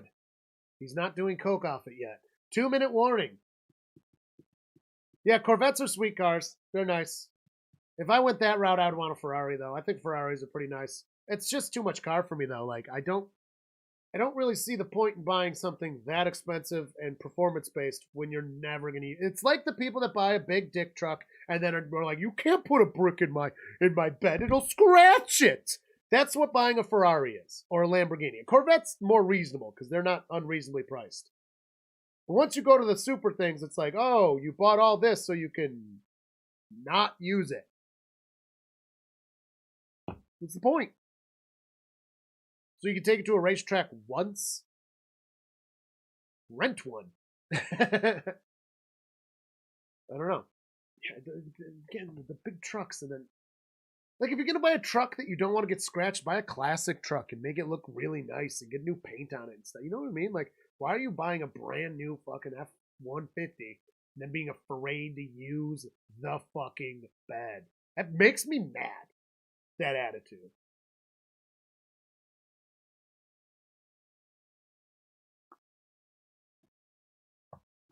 Corvette guys aren't nice people. What are you talking about? How many Corvette people do you know? The freeway and they're driving the speed limit. Yeah, right, dude. I drive pretty quick on the freeway. I'm generally the one passing people. I don't go too fast. I don't push it too bad, but I'm definitely on the high side of probably won't be pulled over. Also, I drive the same route the whole time, so I know where the cop spots are, so I just slow down for those and then speed back up. What about Corvette chicks, huh? I don't know. Most Corvette people I know are old and just they're fine. They got to the point where they could buy the Corvette they always wanted.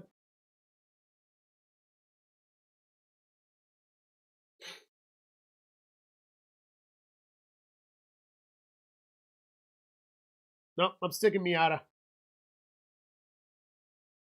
I will be doing the Colts Texans game tonight. I hope. Well, Irish, I'm fairly sure you'll be in here, but I hope some of our other Texans fans we gained over this season. Surprising amount of Texans fans liked watching our stuff. Hopefully, we can get some of them back for that one. That would be cool. Your Chevy Cruze. Ooh, we got a sub today. Thank you, whoever subbed. Check our stats. Come back yet. Good.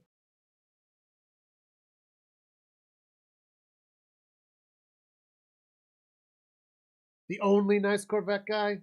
No, you've got to start the nice Corvette guy club. And you call it just that, like the cheesiest name ever. The NCGC. And NCGC.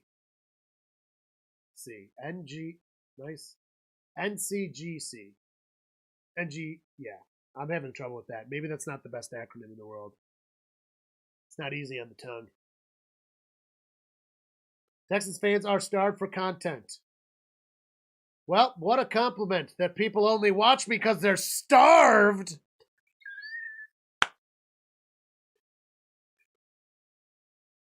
It's probably an apt way to describe.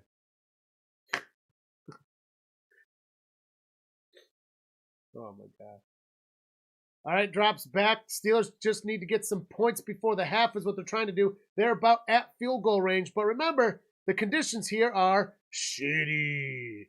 That makes kicking that much harder. So I'm going to beat a guy in his Mustang in his 4-cylinder EcoBoost. Hot shit. And I beat him off the line of the stoplight with a Sunfire.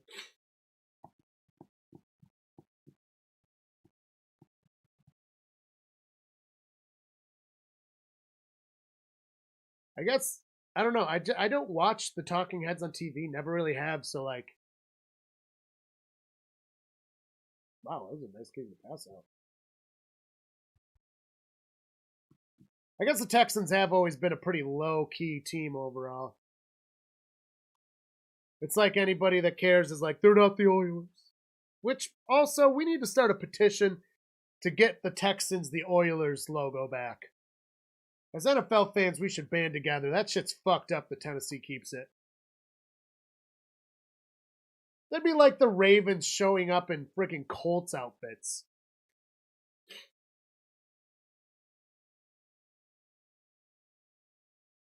Or Browns. I said outfit. I did say outfit. Jerseys. Uniforms. Outfits.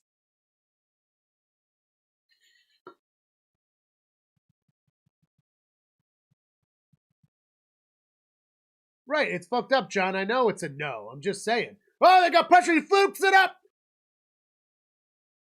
That could have been intercepted. Oh, and oh.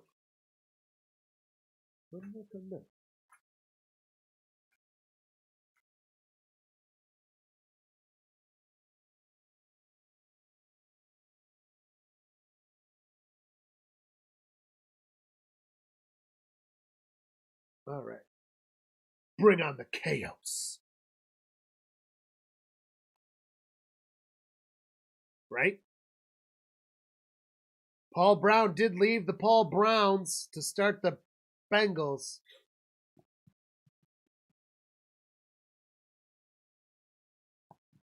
I don't know. It's just so weird. The NFL does all the switching just to replace the team anyways. And then they've got these two stupid teams in LA and nobody cares about them. They're just like, but it's a big market.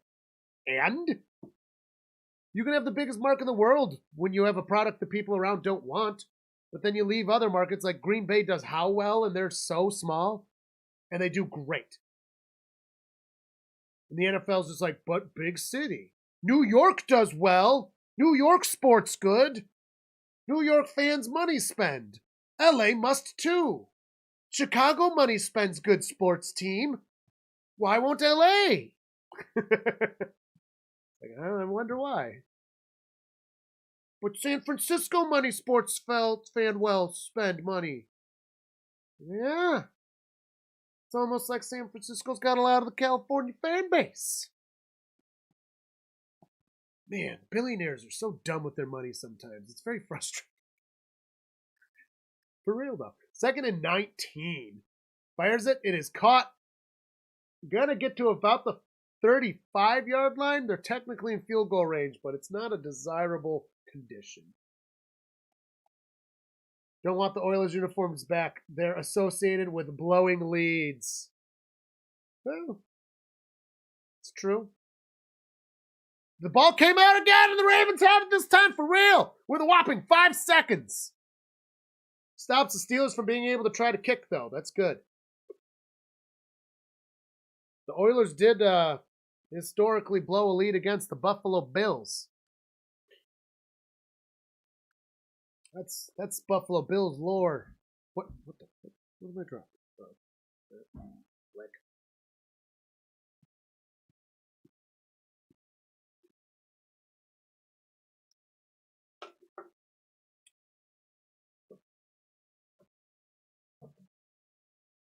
John, I'd hate to admit it, but I'm drinking your Arnold Palmers today.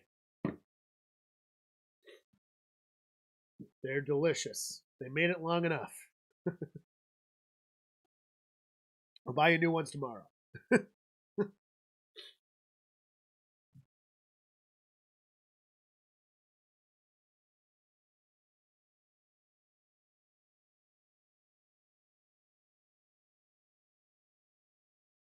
All right. And they just knee it out. And we're going to have halftime, folks. One score on both sides game. Tied up. Oh my God, what if they tie? Wouldn't that be amazing? As is tradition. Wait, is tradition me drinking your booze, or is it the kneel before the half? Or is it both? Alex is drinking John's booze as the kneel goes down for half, as is tradition.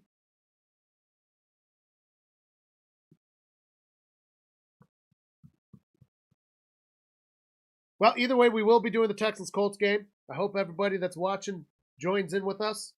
Hopefully, again, we can get some of our other Texans fans that enjoyed our content this year. Unfortunately, we only got to do a couple Texans games, and one was the Bengals game. That's the one where we got everyone. Everyone was so nice. I posted that video of the Bengals losing, and everyone in the comments that was Texans fans were so nice. They're like, man, we're happy we won, but you're awesome to watch. And one person was like, they'd pay me to do Texans content instead of Cincinnati content. I'm like, wow, that's so nice. Last year when I did the Ravens beating the Bengals one, the Ravens fans were not nearly as nice. They were kind of mean. I mean, I didn't mind it. I walked into that door. I posted the video myself. Both.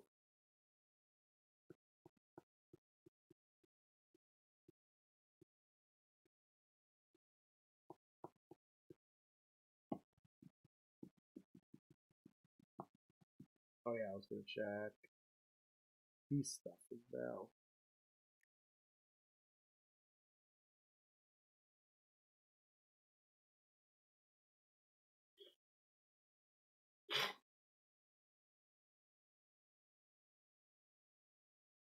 Next year, I want to lean into the AFC North a lot. That's why I got the jerseys. I want to do like bar scenes. I think I want to do some other teams. So maybe I'll have to lean into the Texans a little bit more next year.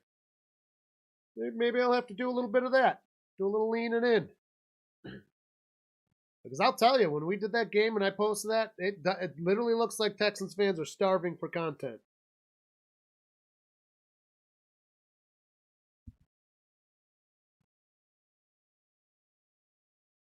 Texans as well. You're going to scare Irish. He's worried that everyone's picking the Texans.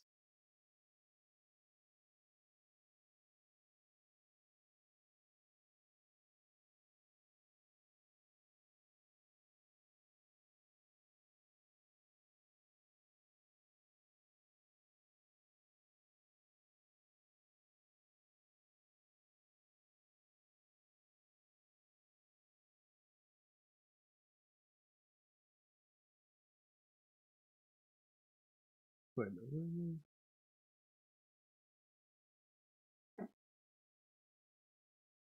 Huh?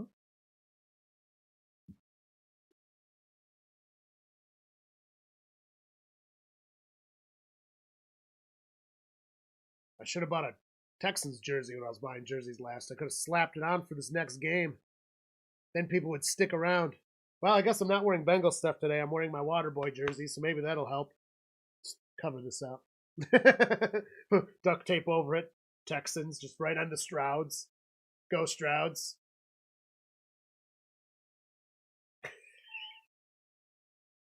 That'd be funny.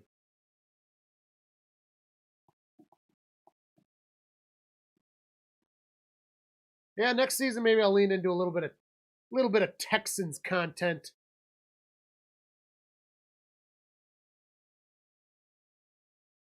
Yeah, so we were talking about that the other week, dude. Two of the jerseys that came in for the Panthers, awful, awful. They look terrible. Everything else is great. Bengals jerseys, awesome. Browns jersey, great. The Ravens and Steelers jersey looks perfect. Panthers jersey comes in, terrible. Fucking terrible.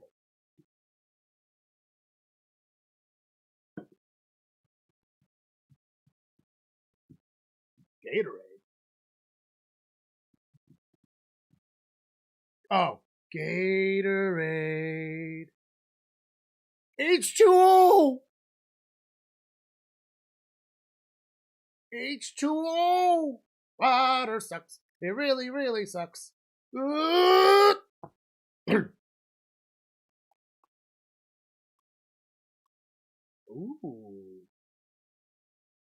This was on Amazon. It was literally like $20.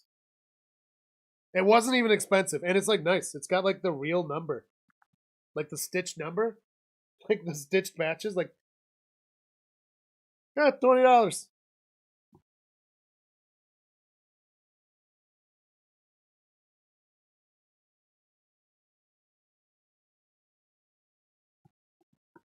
It is literally one of the most quotable scenes and most quotable things in all time is the water sucks thing. It's so funny because like I know some people that hate Adam Sandler and they hate Adam Sandler stuff, specifically the old stuff. And like I get it because like it's pretty stupid, but it's good stupid. Like they were good comedies. His newer stuff is hit or miss. What was it? The Do Over? I didn't even finish that one. That one sucked, and I was really disappointed because I like David Spade a lot too. A lot of people don't like David Spade, and I understand why, but I do like David Spade. And that movie sucked. It was terrible. Click was also not very good. I think Click was the movie that started like he peaked and then Click happened.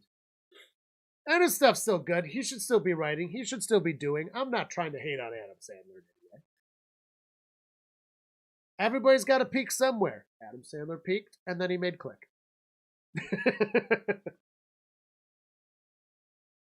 On Etsy for $25. Nice.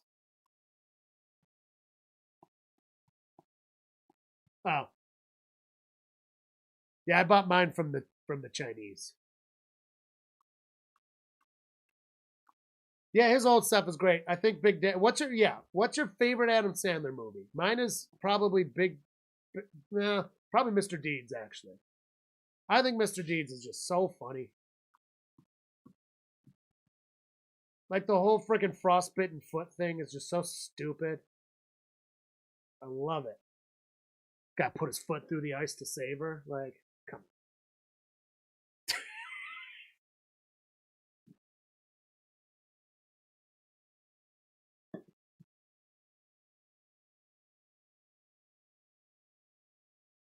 Yeah, Happy Gilmore's a classic. Big Daddy, classic. Um,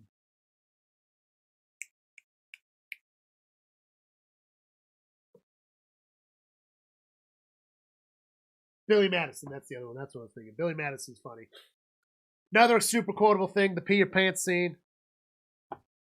One of the all-time great scenes in all of comedy cinema. You ain't cool till you peed your pants. It's just great. It's just great stuff. Can't beat it.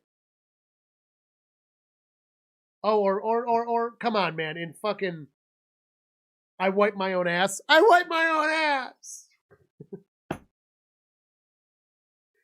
It's such a serious scene. And the joke lands so well. Because it's the thing is like it was so well written because like a kid would do that.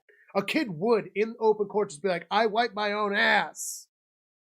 And it would be emotional, but it's still funny. And it would be. And it's such a good comedy scene. It's so well written, subtle, simple, beautiful, beautiful. I Wipe My Own Ass is one of the best comedy scenes of all time. Stand by. Stand by it.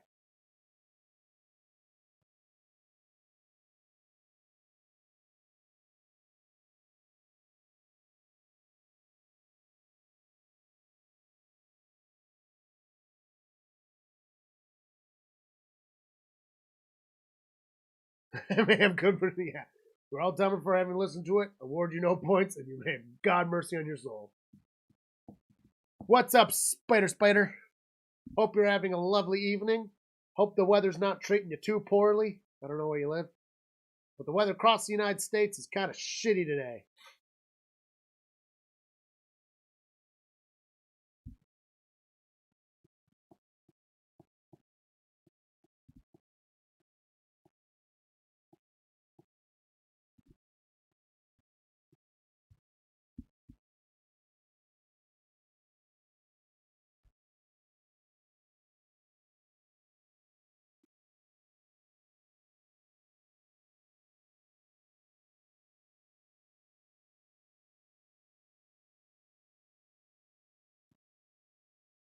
Medical dramas are stupid shows.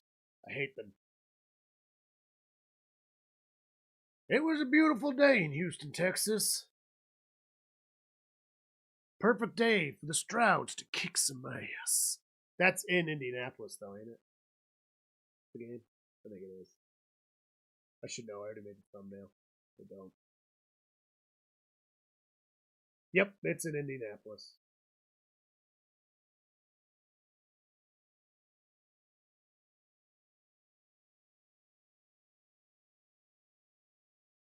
I voted not even if they win.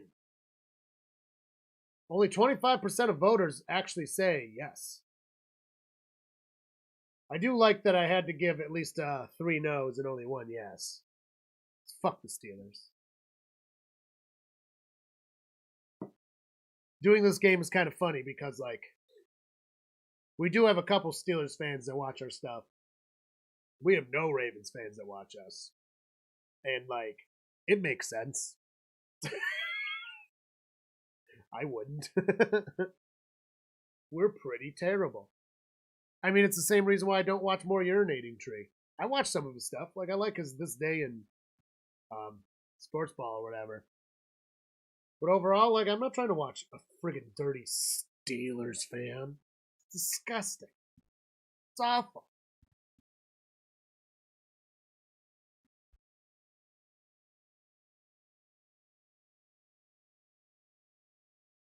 I do like Urinating Tree, though. He's a funny guy. He makes good content. But he likes the Steelers. And that's unforgivable. Oh, for real. Like, literally, when I say that, when I posted the Ravens beating the Bengals last year, the comments were just mean. I invited it, though, so nothing got reported. And nobody said anything that bad. But, like, they were more mean-spirited, where the Texans ones were, like, so fucking nice. Like, yeah, we won. Like, fuck you, but seriously, you're all right, my guy. And I'm like, wow, dude, this is not what I expected. Ravens fans are just like, Steelers fans too, dude. Steelers fans are some of my least favorite fans. They're so whiny all the time, entitled little pricks. In general, not true of all Steelers fans, just most of them.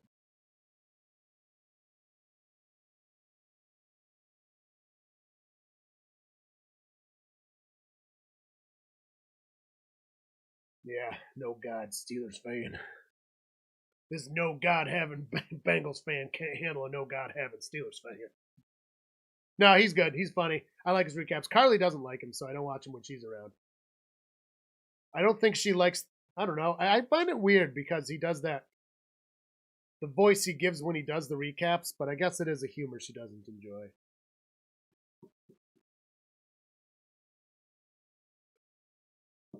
I like Scooter's Cowboy fans' reactions. He does an awesome job on those. That's most of what I watch from him.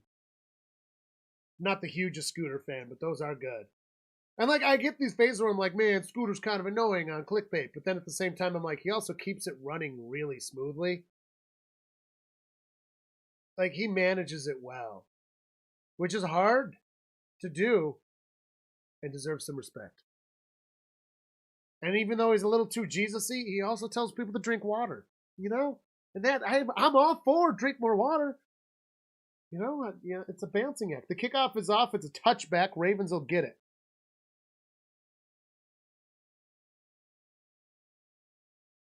He is, but then if you really look past it, he's really not that bad. It also doesn't help that he's a Cowboys fan, and he's a avid Cowboys fan, and he is a stereotypical Cowboys fan, which is annoying as hell. But also, if he wasn't like that, you'd look at him and be like, are you really a Cowboys fan? You know what I mean? Like, so he's damned if he do, he's damned if he don't.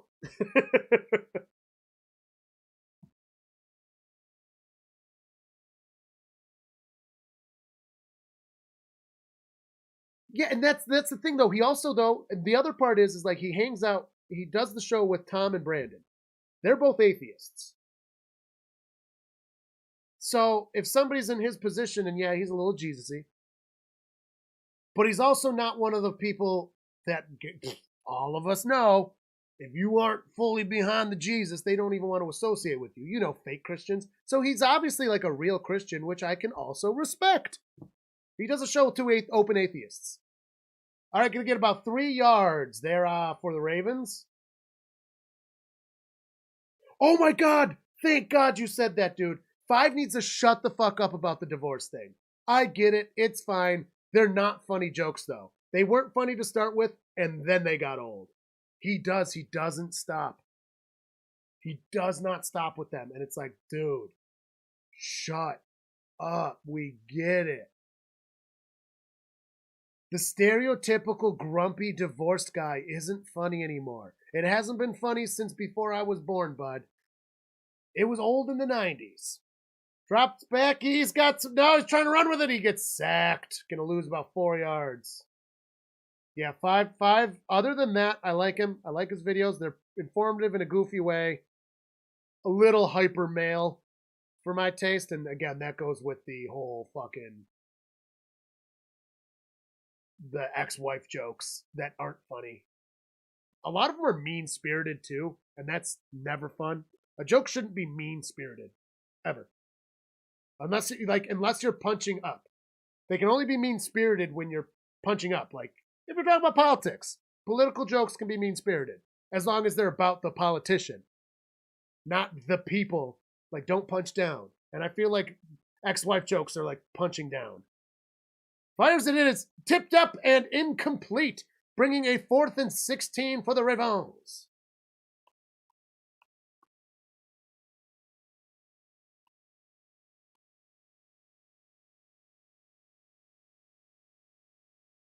They get no views. I mean, yeah, but he also picked to do the show with him. Do they get like no views? I don't watch it, and that's exactly why. Well, and again, like Tree is a Pittsburgh fan, so I'm instantly more averse to something like that. Ooh, slippery balls. So he gets it back towards the 15, passes the 20, passes the 30, and out of bounds at the 35-yard line. Yeah, 5 never gets punished either because he never gets enough donations to get punished. I feel like they need to change that because Tom also gets punished too much, but like that's the community he built. He's the only true online presence. Like Tom is a streamer through and through. He's constant community driven. Brandon's like halfway. I'd say the same with Tree. But like 5 just does videos. Like he's a video guy. So of course he's gonna get less. It's just how it works. 5 does admit that his team is garbage though. And that's a good thing. I don't know. Overall, I like clickbait. And see, this is where I'm going to drag it back. Scooter does a good job because he manages all these personalities. He is the manager behind that show. And he does a good job at it. So kudos to him there. I think without Scooter, that show falls apart. Is kind of what I'm saying. Because obviously Brandon and Tom have their own show, and it's awesome. It gets off the rails in a very different way. Brandon and Tom are like having goofy parents that are always annoying each other, but in a playful way. You know what I mean? Like that's how Tom and Brandon are. They're just dad and dad, always reaming on each other, but they love each other. True and true. GPS is just a good show. This is great.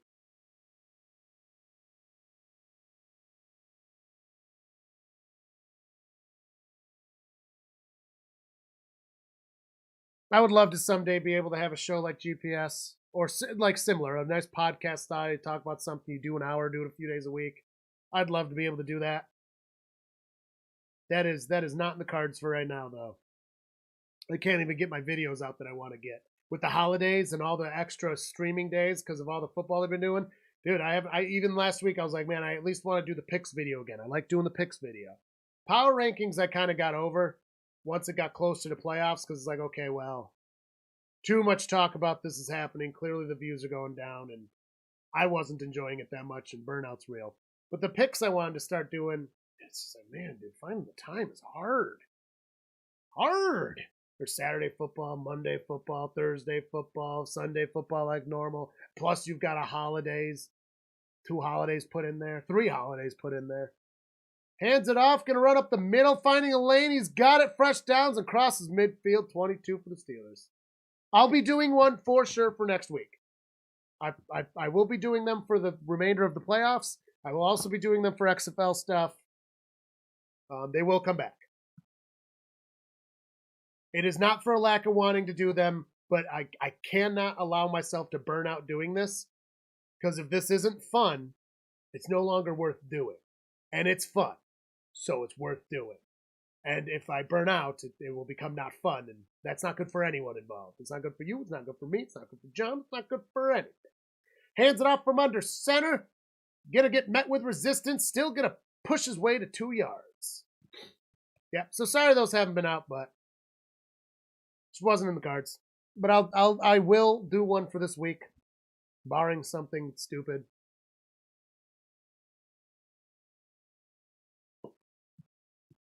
Oh, I was doing so bad at my picks. It's hilarious. It's just proof of why I'm bad at sports betting. Way too much emotion into my picks. I like to have feelings, and that is no way to be good at that. But it does make for a better video, I think, because then it's stupid. And I like stupid. Gets it from under center, hands it off, running to the right side of the field, and he's taken down, loss of 2 yards.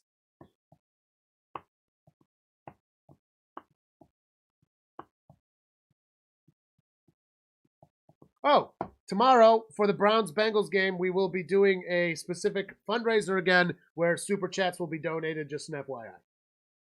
The link is still in the description for the charity It Never Went Away, and it's never going away.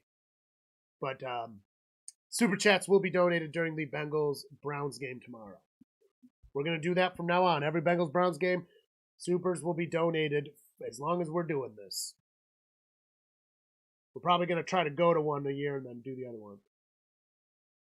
Yeah, I was in the Grossi Posse Pick'em League too, but then when I wasn't doing the videos, I stopped picking them. Also, I'm too stupid, so I was off by 3 on what I said on my videos versus what I did in the Pick'em.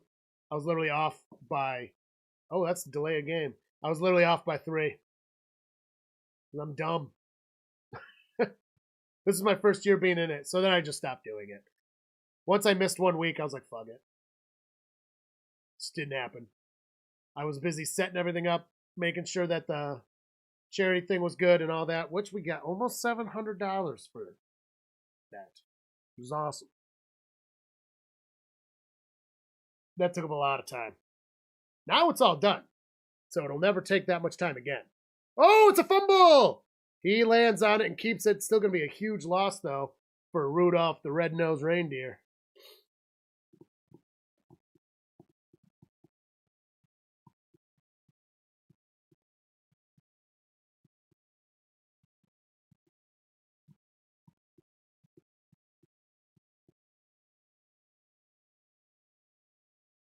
All right, punting units out for Pittsburgh. 10:29 left in the third.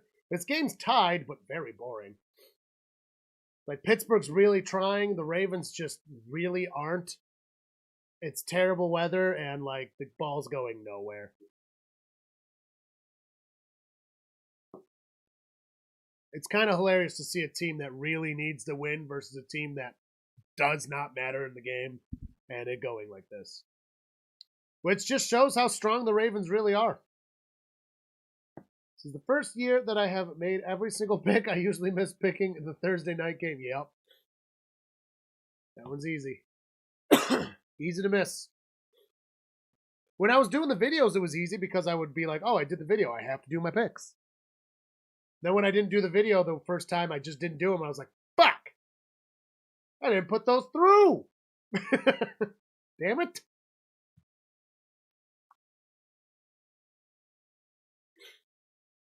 But that's all right. This is also the first year I ever did a pick 'em, so. My one buddy, he does one at work, and they put in, I forget how much money, but like the winner each week gets the weekly pot. And then there's like a small amount that goes to the year-long total. So it's like part of the money is a weekly pot, part of the money goes for the year-long winner. And he's won once or twice for the weekly. I'll have to see how he does for the year. He hasn't brought it up, so I'm assuming he's not in the leading. But that's pretty cool.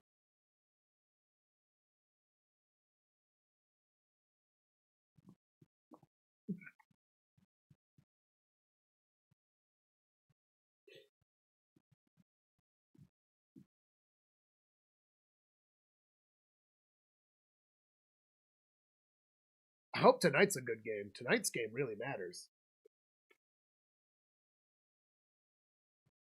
Like, loser's out for good. Winner could take the division, like, for real.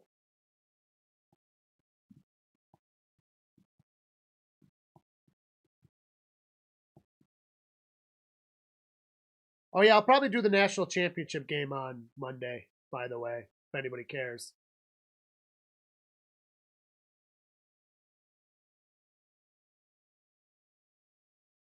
Wow, they put Dr. Pepper on the trophy.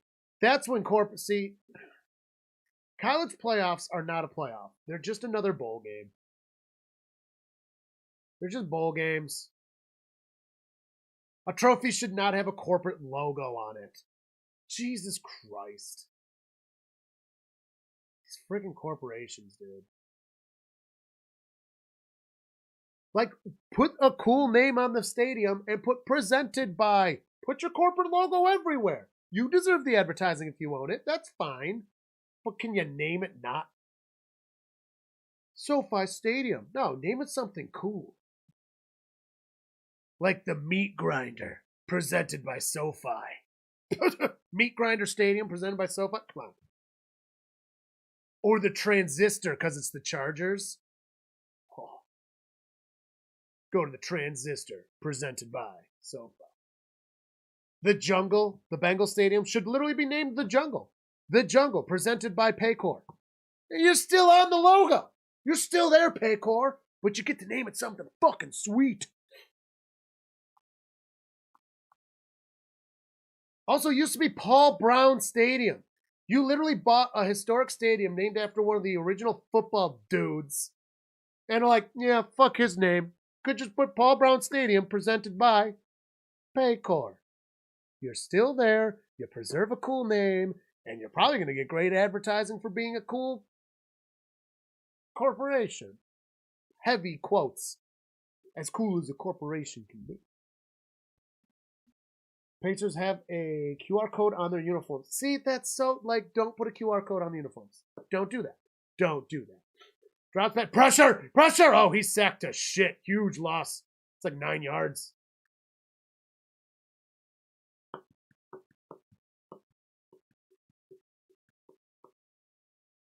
Presented by Dick and Cider. The Jungle, presented by Dick and Cider.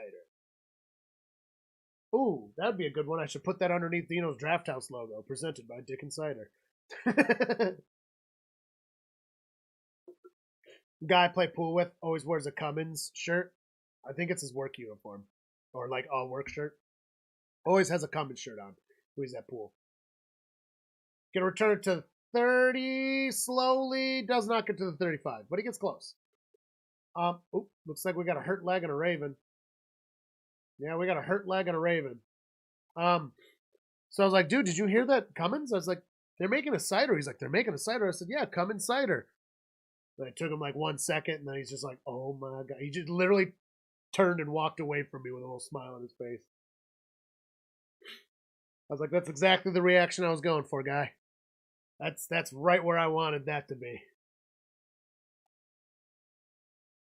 I don't think he works for Cummins. I think he works with Cummins, if that makes sense.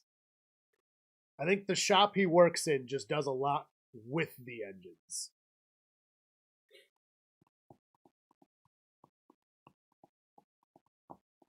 My tractor has a Cummins engine. Kubotas. All Kubotas come with Cummins engines. The compact tractors do.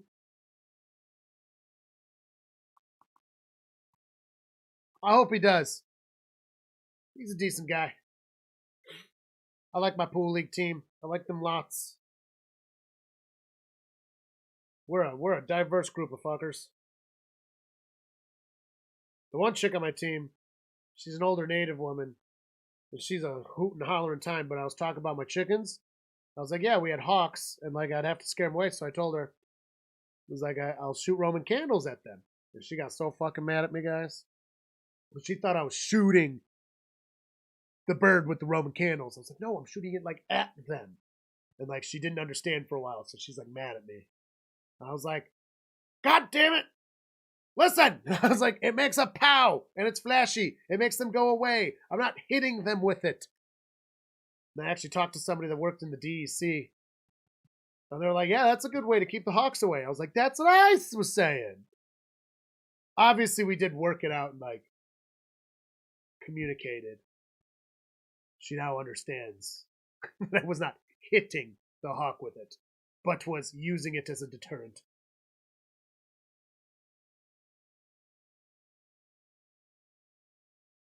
Oh, I hate my company. I work for fucking Citibank, dude. They're awful.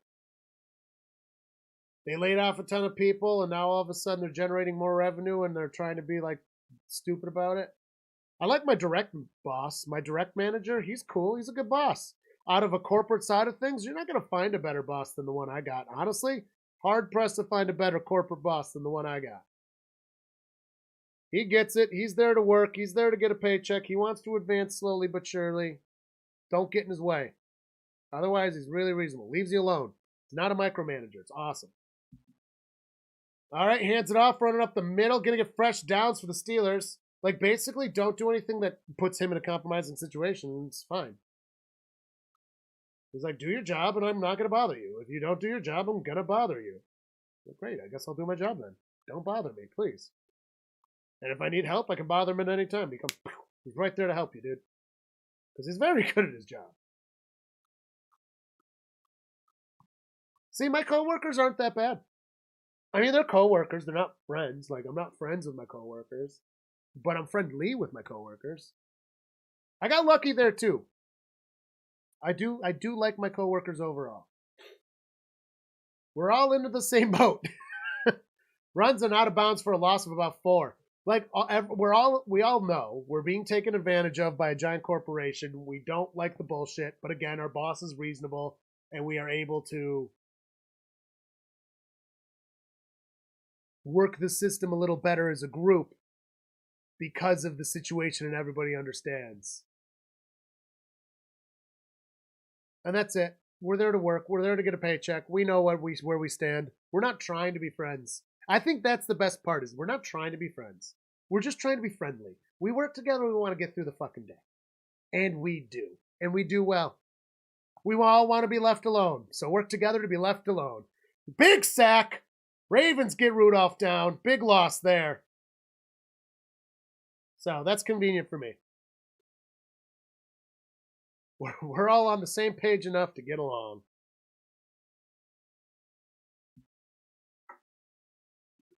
I guess that's one of the things that happens when you open accounts for freaking billion-dollar companies.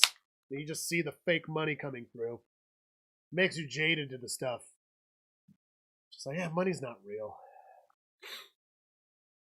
These numbers aren't real. These don't exist. All right, so for 3rd and 20, then he fires 5 yards behind the line of scrimmage to gain 1 yard. That's kind of funny there. Boy, that's kind of funny there, Bob. Oh, that's a good one.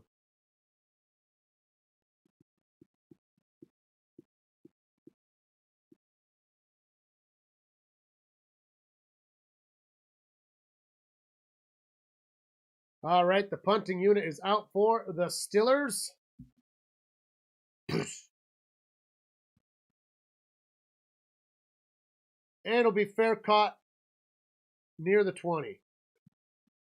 5:32 left in the 3rd quarter of this hay burner of a game.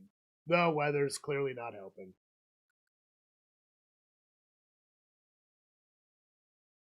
Anybody joining us, hit that like button. Consider subscribing.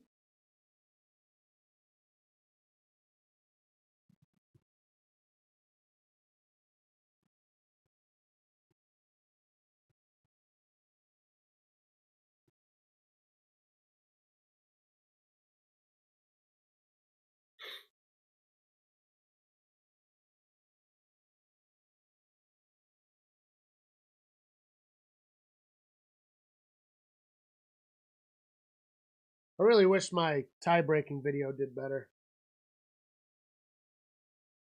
You know what? I'm going to push it some more.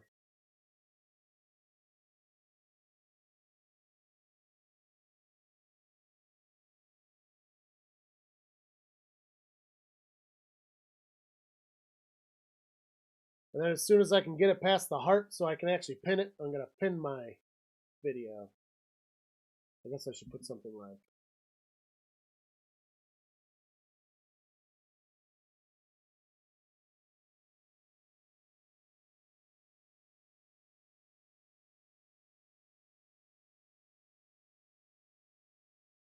Oh, damn it.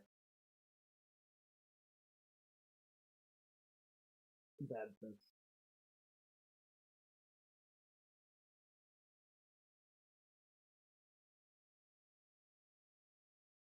There we go. That's what I want. I hope tonight's game is better than this game. We're watching a Steelers team in bad weather really trying to beat a second-string Ravens team. This is not working. Oh, and it's an indoor game? Good, because there's bad weather across the whole U.S. It's not even fun bad weather. You know what I mean? Like when it's really just snowy, like a good lake effect Western New York game. Good old-fashioned lake effect game is always great. See, wild card presented by. Wild divisional presented by. Why can't the stadiums be presented by? Corporations? Oh, that's not going to get our dollar. Well, we have the fiduciary duty. We got the shareholders and the shareholders.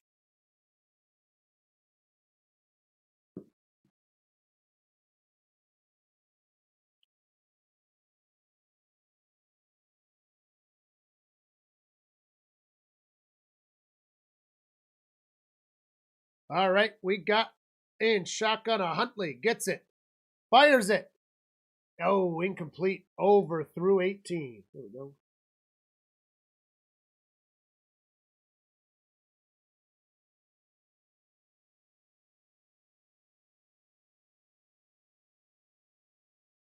Wait, why can't it?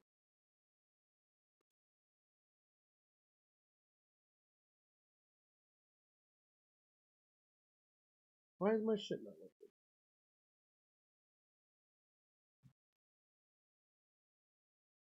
So I can't pin my own comment anymore? What? All right, in shotgun. Gets the snap, drops back, fires it. It is caught. Fresh downs and past the 30. Don't know what good bad weather is. Bad weather here is just bad. There's good snow and bad snow. Once you get into the 30 degrees consistently, like the types of weather you get is wild. And what you're experiencing in Baltimore here is the worst case. Wet, and cold.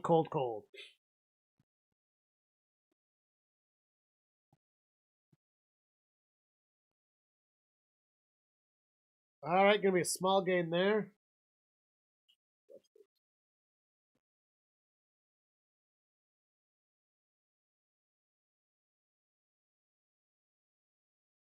There we go. I just had to refresh it. There we go. Now it's pinned.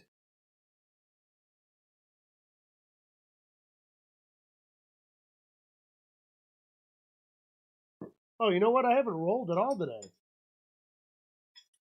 Ravens have the ball. Let's give Ravens a little roly poo.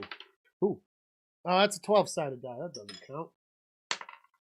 18. Huntley scrambling with it. Gets it out just in time. It is caught. And gets to midfield.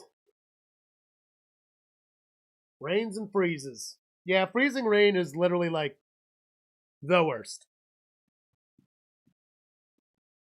You guys also don't have infrastructure for icy roads. That's something that a lot of people up north don't realize, that when it gets so bad down south, it's like, dude, they don't have the means to get rid of any of it.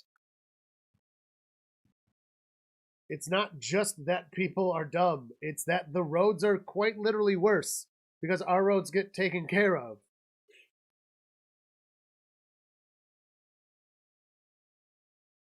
Yeah, we needed this 18. We need this 18. Something needs to happen. This game is getting boring. Boring. And we got an injured Stiller.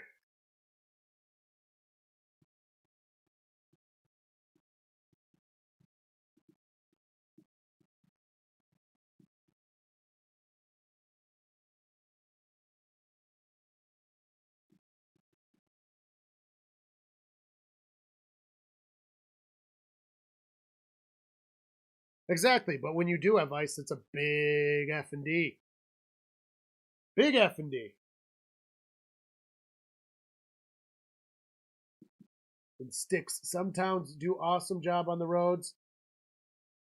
Some don't do anything. Yeah. When I was in Pennsylvania, they did a lot less with the roads. They didn't really use salt. It was weird. In that town, at least. Here, the road, like on our road is taken care of quite well for what it is. But it's also, it's not like a main road, but it's main enough connecting multiple small areas.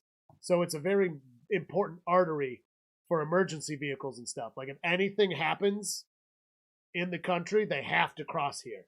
So it gets plowed very well. We are spoiled getting to live in snowy hill awfulness and have a reasonably plowed road. If you're on one of the offshoot roads, they ain't touching your road most of the time.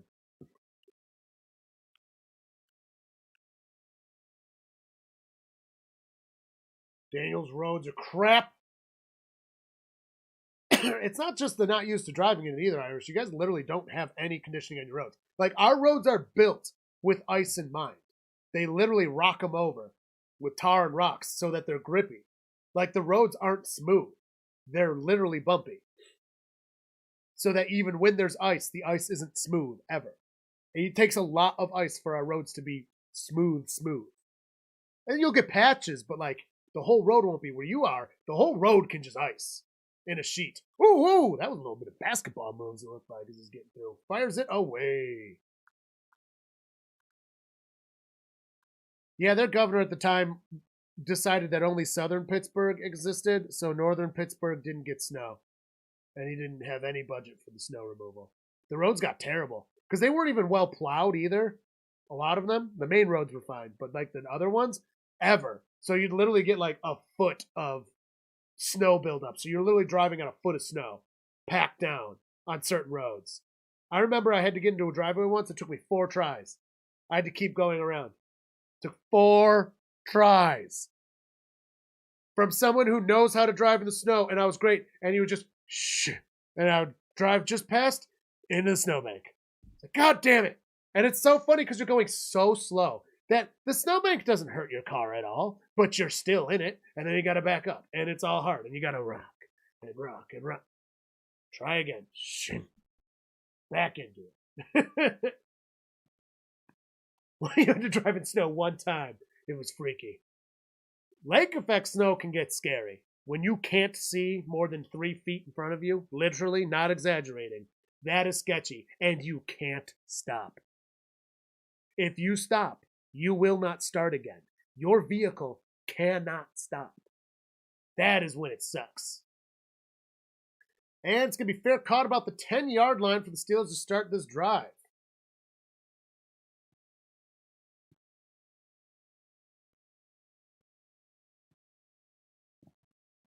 I guess beet juice helps with salt, too.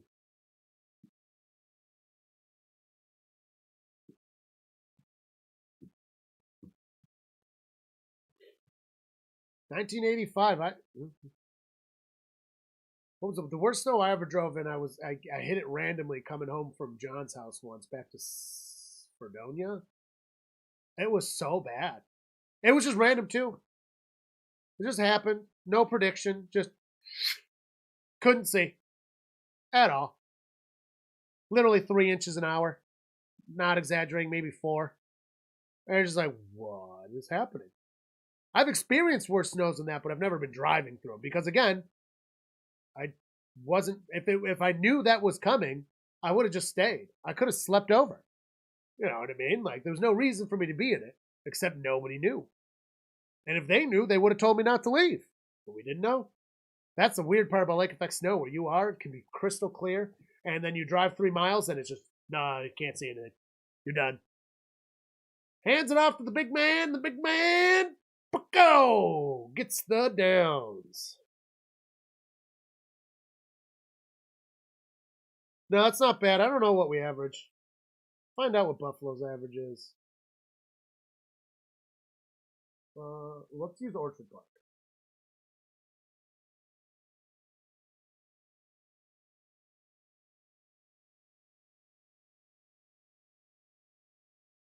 Orchard Park averages 114 inches of snow per year. That's where the Bills Stadium is.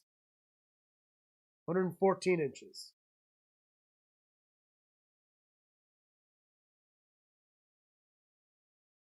In 2002, it actually able to make a snowman. That's funny.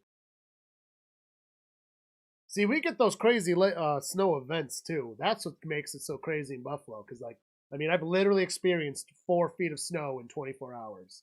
That is a lot of snow in 24 hours. I mean, it's literally insane. And other places got like 6, 7 feet. I was on the outside of it. That was Snowvember. What was it, 2014, 2015? Something like that. And then there was last year's blizzard that made the Bills game move. I mean, when football games need to be moved because of weather, that's when you know you get serious weather events. But I'll fucking take this over a hurricane any day. Any of you guys that live in a hurricane region? No. Pass. Hard pass. I don't want it. We're in the middle of a blizzard and your dad had a heart attack. Oh my God. But your dad had a heart attack while driving through a blizzard. This is a juicy story. We need to hear more about it sometime. That's insane.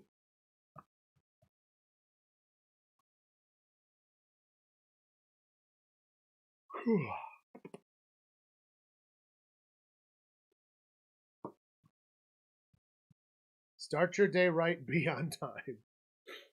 Okay. Sure. Anybody joining us, hit that like button, please. It really does help us out. Consider subscribing. We appreciate you.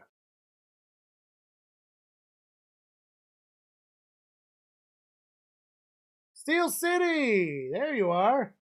Jesus. Thought you abandoned us.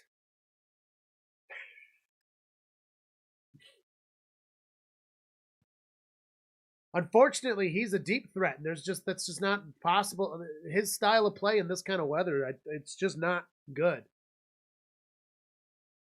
Was that TJ Watt that went down? Huh. Oh, even if you're just not watching, it's fine. You have no obligation to watch us. I do appreciate you, though. I appreciate you. I appreciate you coming through. I was I was missing you, but again, you got no obligation to watch us. Oh, it is TJ Watt. Well, that sucks. I mean, he's a monster and I hate him, but I hate him in a respectful kind of way. Because he's scary and beats up my team.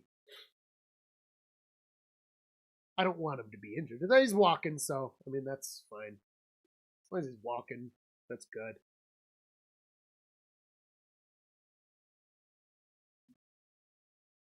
Harvey was the one that dumped 12 fucking inches of rain, wasn't it? Like a few years ago? Like literally 12 inches in a 24-hour span? Like a lot, like so much rain it would be a lot if it was snow.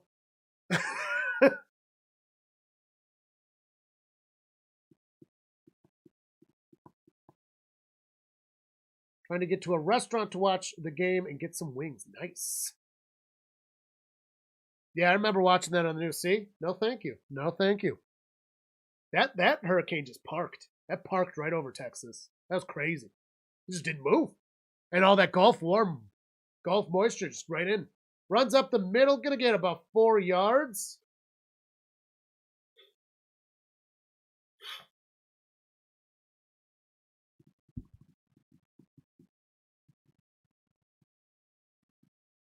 Unfortunately, the way your Steelers are playing Steel City, it looks like they are. It's like they're trying to lose this game, though. Again, the weather's absolute crap, and that inhibits the kind of. But you guys have had a run game lately, and guess the Ravens are just good at stopping it. It's going to happen. Oh, dude. Anybody, I know a few people that live down south in hurricane regions, and you try to. People don't take them seriously, and one of the issues is people are like, oh, it survived a hurricane before, and it's like, yeah, but all hurricanes are not the same.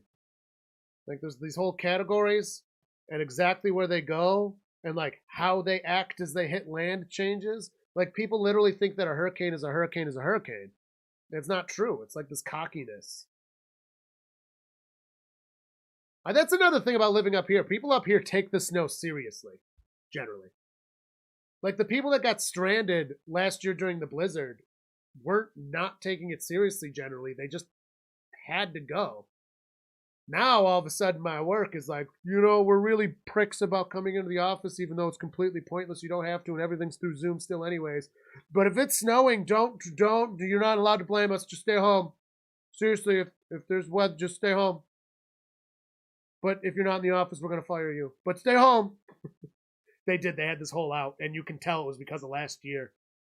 It's like, yeah, you're threatening people's jobs. They feel obligated to go out in danger for no reason. And that puts you in a compromising situation. Not legally, but optics, not a good look. And that matters just as much to a company like that.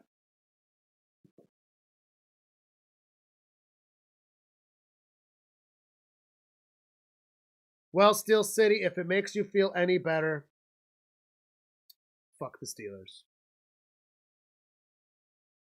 And if they lose, the Bills are clinched in the playoffs, and my bandwagon team is the Buffalo Billies now, because the Bengals are out because of you mean people in Pittsburgh.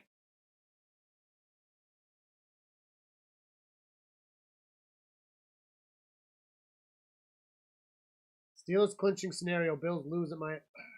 Oh, yeah, there is one scenario. Wait. There's one scenario that Pittsburgh can lose and still make it in. The Bills have to lose, though. It's not Bills lose and they're in. It's Bills have to lose. Or are they considering if it's with a win? Oh, without a, that was with a win. I'm sorry. I'm dumb. I'm fucking dumb. That was with a win. I'm sorry.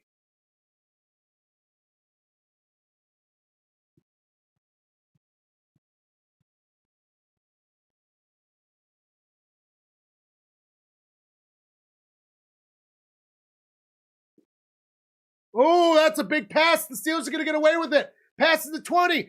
Passes the 10. It's in for a touchdown. Steel City, you got your wish. It's, oh no, it's Johnson, 18. Not Pickens. Sorry. It's Johnson, number 18.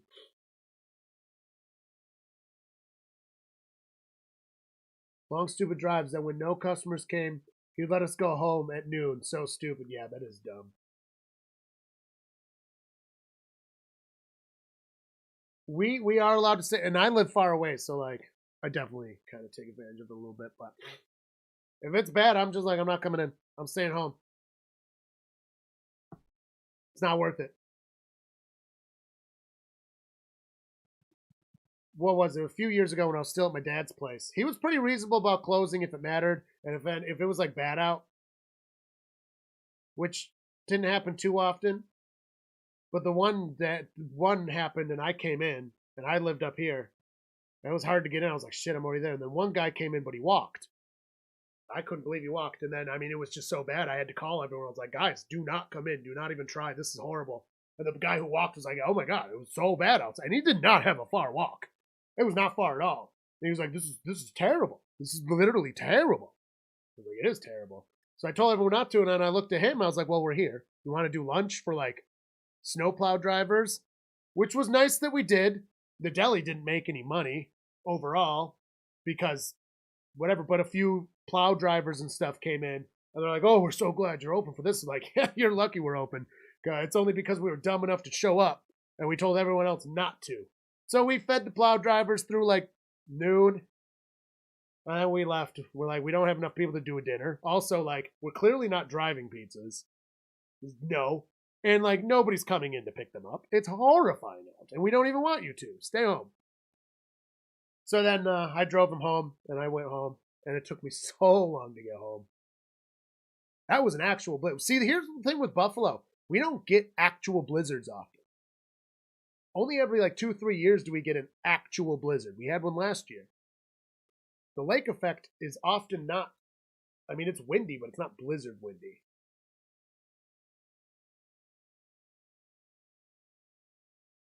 I started talking, I forgot to change the score.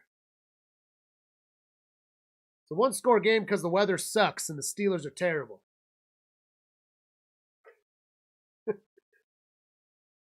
Car has rebuilt engine because you nearly got caught in a flood. Ooh. Nice.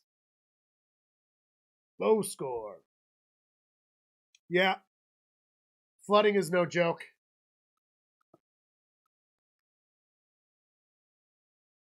There's a localized flooding around here, but it's only in very specific small spots. And by small, I mean very small. But it is devastating when it hits. They're always near the lake, too. Which makes sense. That's where all the water's going.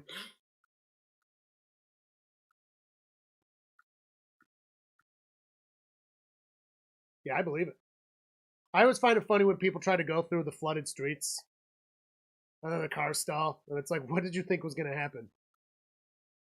Like, you realize cars can float from the air in the tires after just like 6 inches. And they don't float. They only hover. So you will lose control of your car. No grip. And it will only stay this, and you're just going to sink. You're just going to flood your engine.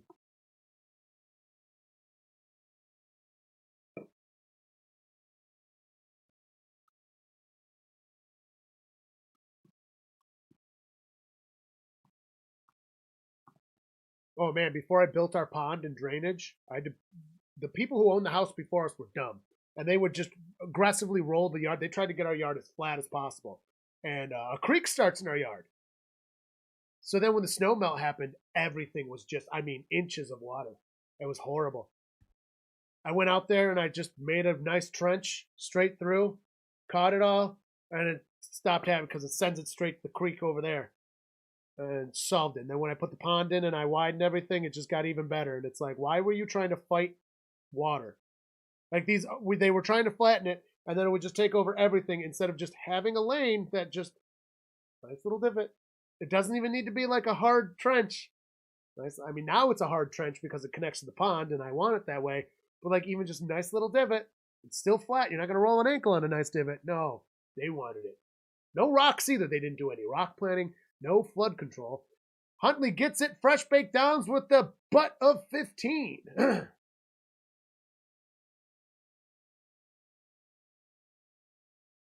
I actually watched this game legally because my dad has ESPN Plus, and I mooch off him. Oh, well, good job. Grange. Hey, Grange, our music dropped.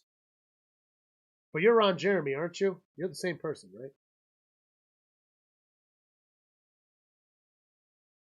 Or are you two different people and I'm confused?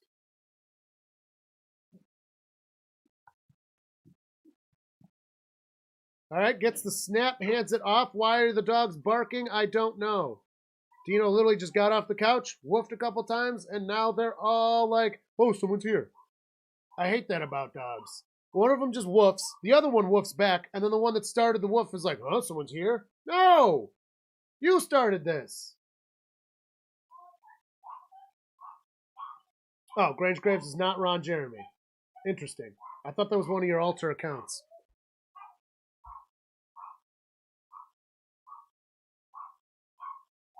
That's the name of the album. It's available on all the streaming services. Apple Music, Spotify, YouTube Music. Should be available on all of them. So type that in. I thought you had multiple different accounts. I thought one of them was so. I thought you were someone else this whole time. That's actually kind of funny. Anyways, either way, since I know you like music-y stuff, that's our album. It'll be available on YouTube, regular YouTube. I'm releasing the songs one at a time, and we only have one release so far. So if you want to check it out, that's the name of the album. Look it up. You'll see Furious George is the band name. If you try to look up Furious George, it's hard because there's a lot of bands named Furious George. We picked a generic name. Going back to Tucson. Wait, where are you now?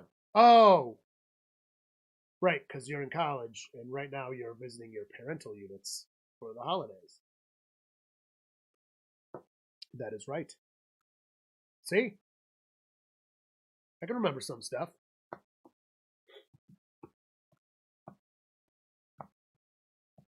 But the head gasket in your engine going through the flood, but you saved your car from being totaled. Oh my god. I think the moral of the story is don't go through the flood. Just stop. That's one of the things you see with trucks too. Trucks will try to go through, and again, your tires will float a little bit, and you will not be able to move your car with literally 6 or 7 inches of water.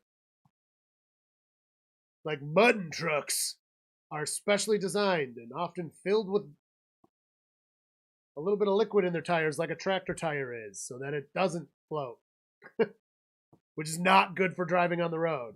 So it wouldn't come up. You'd burn through tires on the roads. Fires it off behind line scrimmage. 15 gets it. Passes midfield. Ooh, only gonna get a couple yards there. Bring it to third down. Yeah. Unfortunately, that's what happens. They close down on the winter break. Didn't see the photo. Oh. All right. I'll give you a pass on that one, Irish. If you can't see it, you can't see it.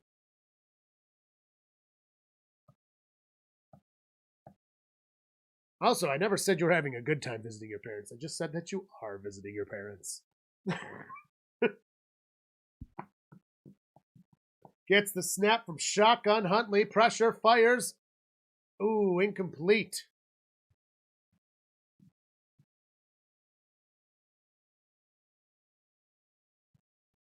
Yeah, that makes sense.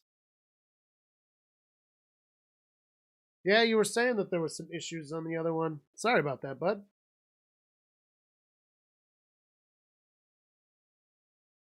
Not that I encourage disownment, but we don't talk to my in-laws anymore. For a reason. And gets caught by the 10. He's going to return it. Taking a long route to the 15, 20. To the 30. He gets the 35. The 40. Taken down past the 40-yard line. Yeah, toxic family stuff sucks. It's tough.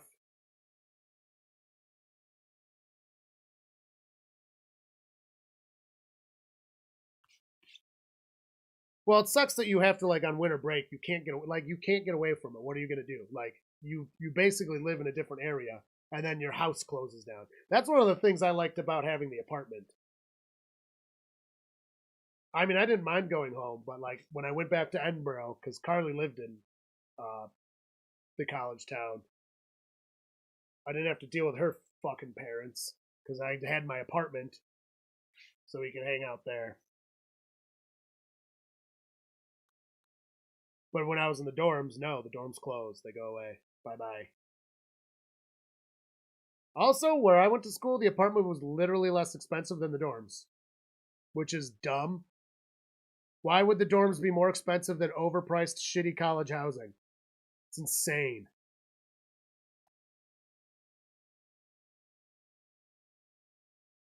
See, it must be different in Arizona. Literally in Edinburgh, the apartments were literally less expensive. They literally had to make in the contract, it was after me. So, like, I think it was a year or two after I started college, you had to be in the dorms for 2 years instead of 1 because no one wanted to be in the dorms. It was a dry campus. So, even if you were 21, you were fucked if you had booze. Dry campus, the dorms were not good. Not good. And they were very expensive.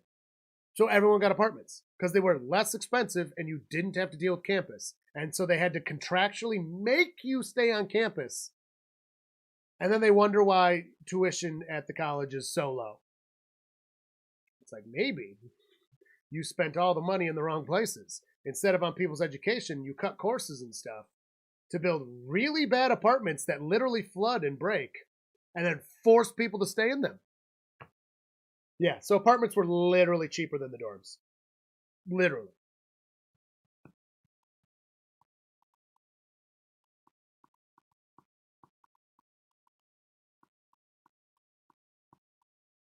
Yeah, international students can get permissions too.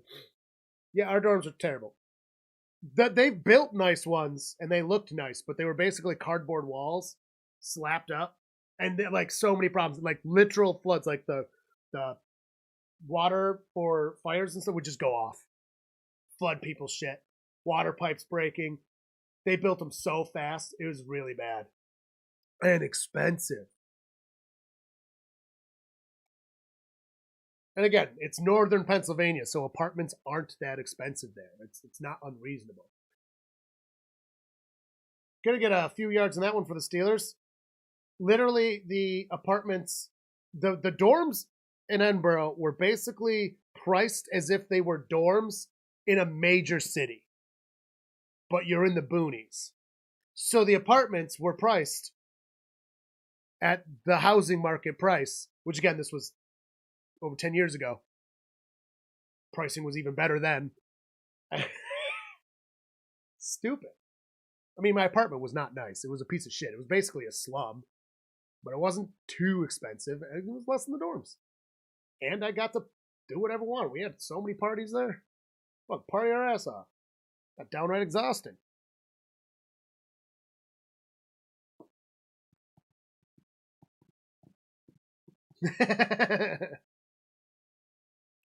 Oh yeah, dude, the apartment I had, that I mean, it was college housing. I was in a basement. It was horrible. It worked though. And parties were awesome because Edinburgh was really strict with underage drinking. Really strict. They would throw the book at you. The police would. So we were in a basement. And the people that lived above us were super cool. They partied with us. So noise ordinance was never an issue because the ground killed it because it was a basement apartment. It was awesome. Again, it was a really shitty apartment for like living in, but it was fantastic when you're the party house. If you could tell by the everything about me, I think it's not surprising that I lived in the party house. And gets the path, and there's no gain on that one with forward progress. Right at the line of scrimmage, taken down. That's 4th down. Gonna have to punt it. All right, Ravens, can you get some points, though? You're second stringers. You don't even care. New expensive, a.k.a. the Honors Village, are amazing, but you have to be an honor student, and you ain't got time for that. Oof.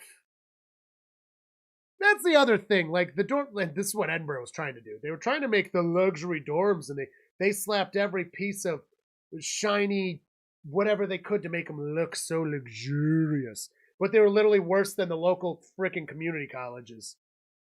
The community college dorms were slightly less nice looking, but weren't actually crappy and were half the price.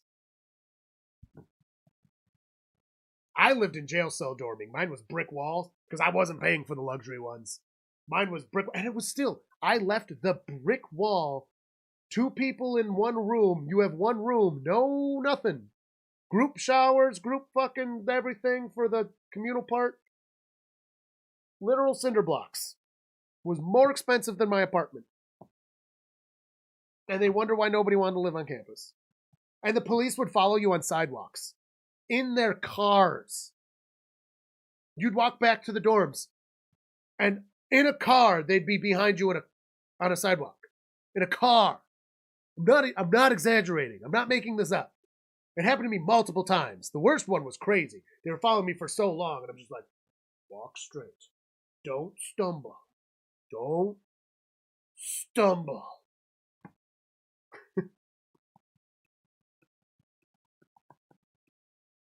Never done a keg stand, though.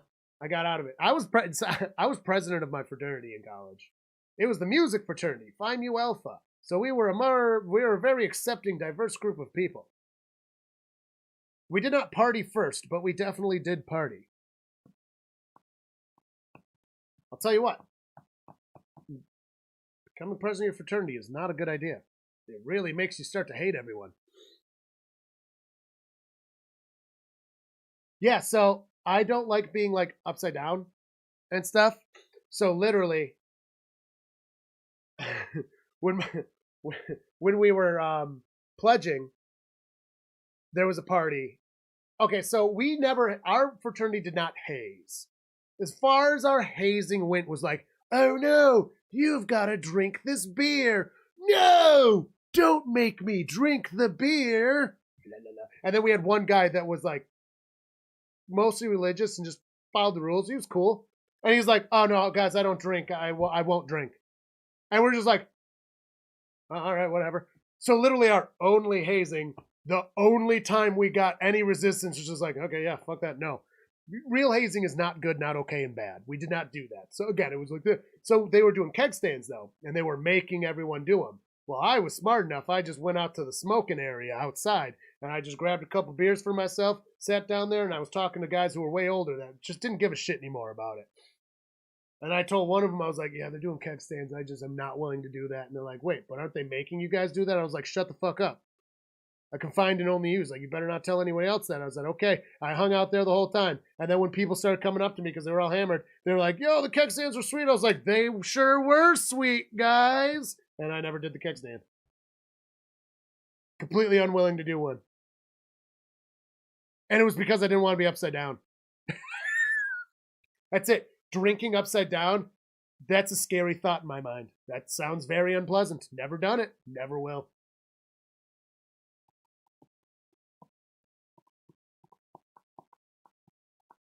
Yes, people have died from hazing. Hazing gets serious and bad. Hazing is bad. Again, when you're drink the beer and the other person wants to drink the beer. Because there's times that people are forced to drink as well. Also not okay. Also not okay. This was not that. This was literally, again, one person's like, nah. And we're like, okay. There's only one other time we pushed it a little bit. And we thought we were being funny. And then literally the person called us out. And we were like, okay, this is a problem. And we need to talk this out and stop. And we did. And that was more so just teenagers being teenagers than it was direct hazing. Though because it was in the area it could have been counted. And it, again, nobody was physically hurt. Nobody was... That one didn't involve alcohol at all, but we were kind of being dicks. And like we were like, oh shit, we didn't realize we were being that big of a dick. Again, we were a music fraternity. We weren't about that stuff overall.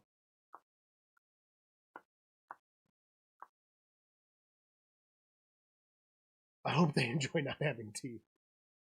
So you're not a drinker, Grange. Hey, that's again, we literally called the pledge who did that. We nicknamed him Church. Hey, he was cool. We literally like, drink. And he's like, no. And we're like, okay. He was cool as shit. And he was always there to give people a ride if they needed one. There was never a drop of alcohol on him. When he turned 21, he started drinking, but he didn't drink. He didn't drink like, as you can imagine, I drank a lot. But he did not.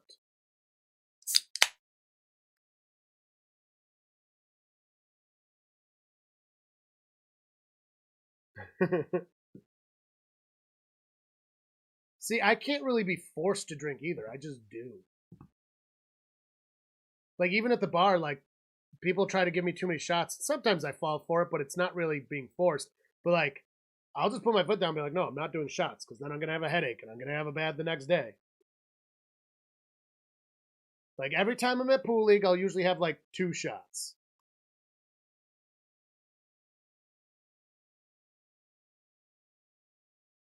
More than that, I'm going to have a bad the next day.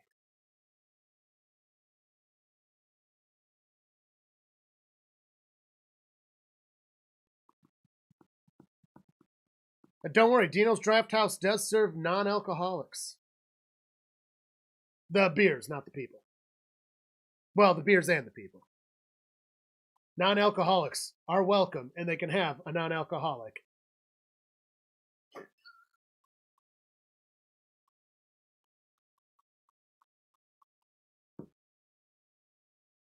Timeout taken from the Pittsburgh Steelers.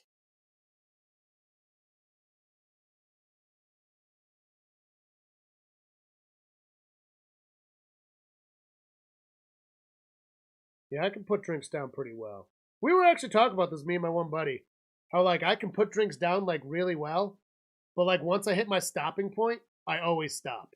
And yeah, sure, sometimes it's, like, a little farther than I'd like to be. But, like, I will just stop. Like, nope, I am inebriated enough. I'm no longer having fun. Like, the one night, I literally went to Carly's car, and I slept in it. Because I got hammered fat. I had such a bad day. And then I drank. It was really fun for a while. And then I was like, I've had enough. I went to her car and I slept. And they were there for 3 more hours. And I just slept for 3 hours in the car. And then she took me home and I was still hammered. But the next day, I wasn't that bad. Why? Because I stopped. Like, I've had enough, guys. I'm out. You can stay. I'll be in the car.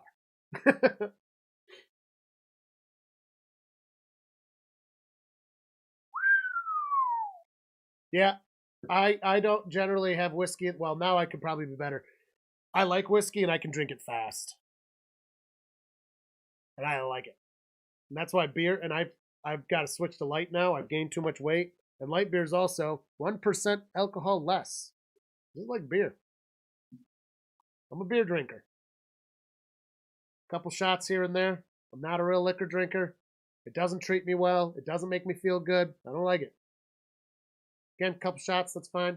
That's why we drink the baby shots here too. All right, gonna be 3rd and 5. Man, I hope the Steelers fucking lose.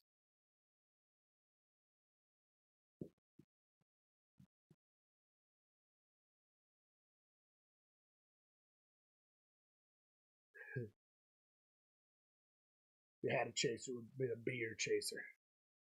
Beer chaser.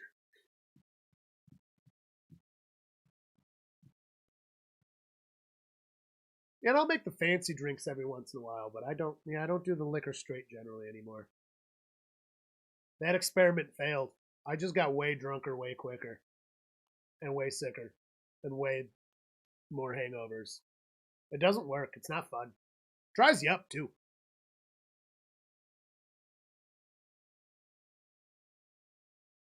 All right, well, let's roll for these Steelers. A 7.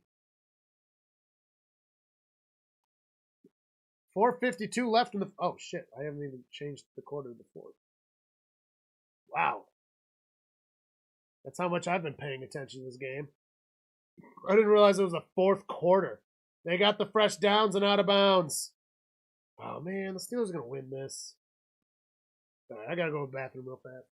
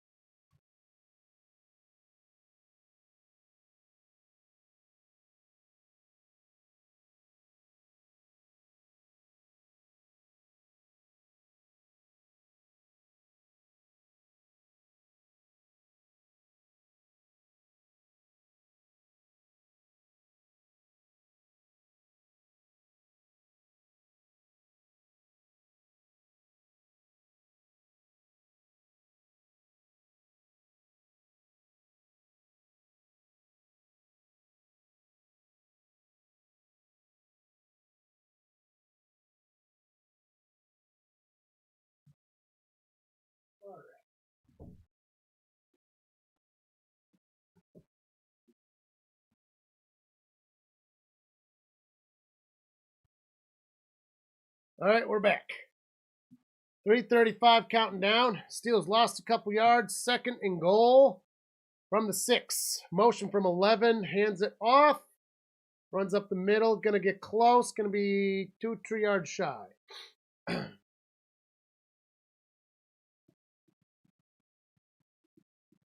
I'm kind of surprised they made this game one of the Saturday games. I don't know why they would do that with Baltimore not playing for anything.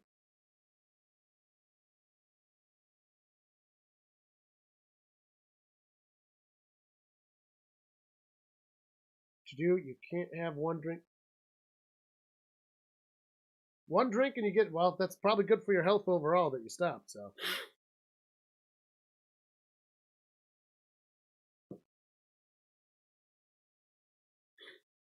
I drink a lot less than I used to. There was a period I was drinking like crazy. I was drinking a lot for a little bit. Like when I was like 22. Everyone in my family seems to do that though. Everyone in their early 20s in my family gets a little carried away and then has to learn.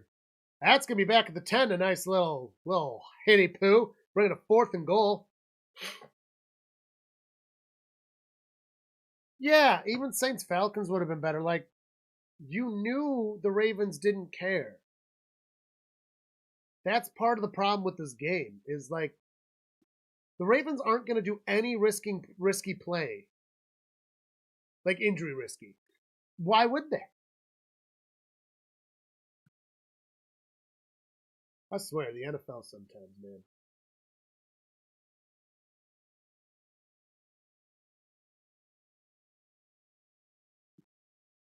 Sometimes offensive coaches get too cute, he says. All right, Boswell going to be kicking. He's a good kicker. We'll see how the weather affects him. I don't think it's too windy, though. Just miserable cold and wet.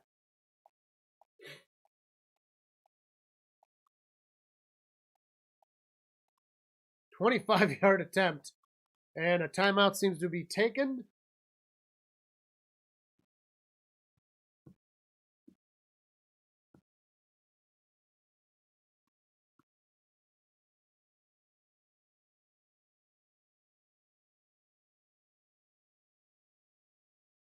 And you flex all of these games. So, like, I get it that this matters for the Steelers, but a team that a game matters for playing against a team that doesn't matter.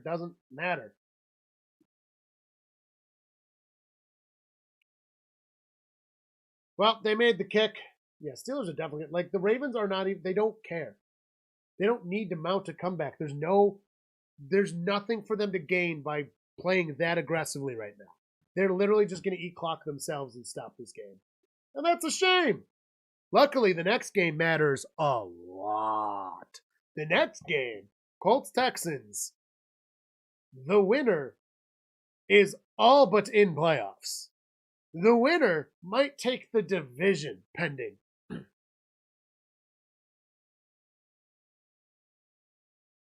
would be so easy to come up with better primetime games. I mean, seriously. I mean, Jaguars-Titans would have been better. Falcons-Saints, like you said, better. Browns-Bengals is the same situation. Neither team is actually playing for anything in that game. That would have been bad. What about the Giants game or the Eagles-Giants or Cowboys-Commanders? Both those games matter. I guess Commanders and Giants aren't playing for anything, so maybe not. Bears-Packers. Good divisional game. Bears don't want to let the Packers win. That would have been a good one. 49ers-Rams. That would have been a good one. You know, it's funny. If the Bengals had just beaten the Chiefs last week, there'd be more good games, too. That Packers versus Bears would have been great. Oh,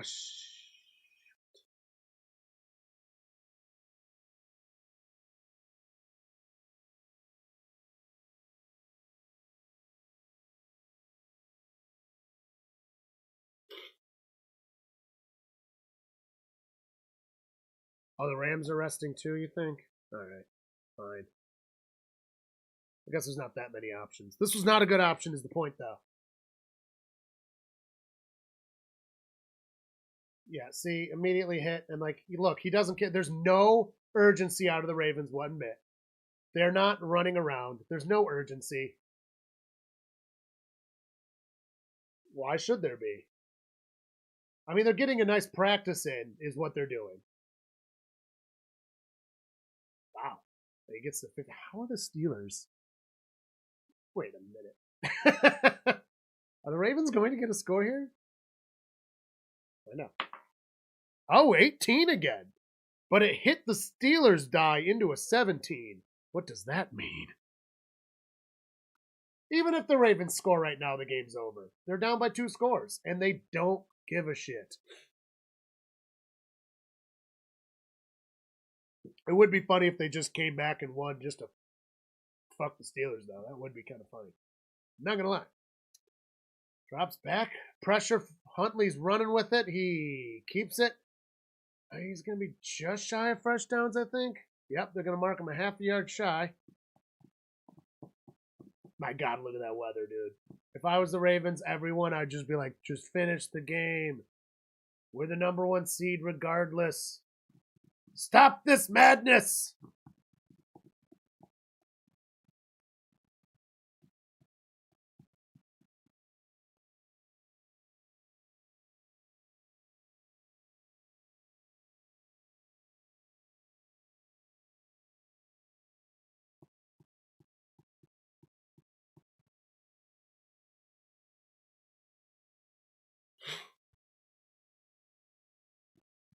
.208 stopped in the 4th quarter.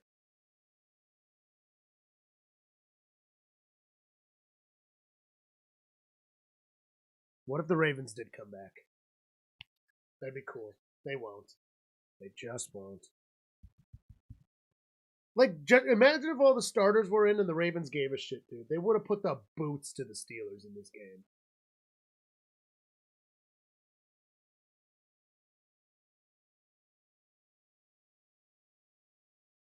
Third and 1.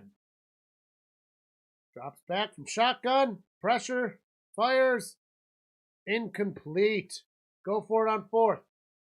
Go for it on 4th.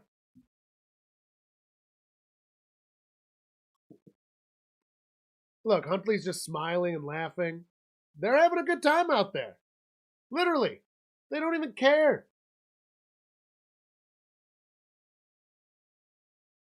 Tonight's game should be good. If this game matters for both teams.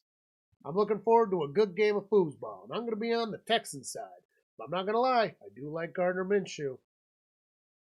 That was offsides, it looked like, on the defense. Got it!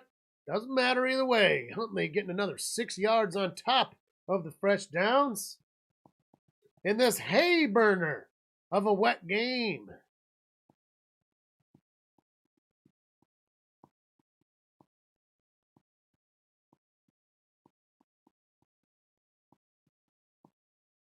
Yep. 8:15 kickoff Eastern tonight. And for some reason, oh yeah, 8:20 is the Bills game. Okay. Yeah. Yes, Rhino is a Colts dude. I was thinking during the next game we might have to give him a raid with respect. Rhino is also not a trash talker like myself, quite as bad, so when we do the raid, we're not gonna be mean and mean-spirited. I'm not nervous. You're nervous. Who's nervous? I'm not nervous. Dude, the Bengals are out. I've lost nerves. It's going to take at least until the wild card round for me to fully bandwagon the Bills, too. Like, I need this week as my adjustment week. This is the adjustment week. And don't worry, tomorrow I will be wearing my Bengals stuff. I thought this was a good day to wear the Waterboy stuff, though.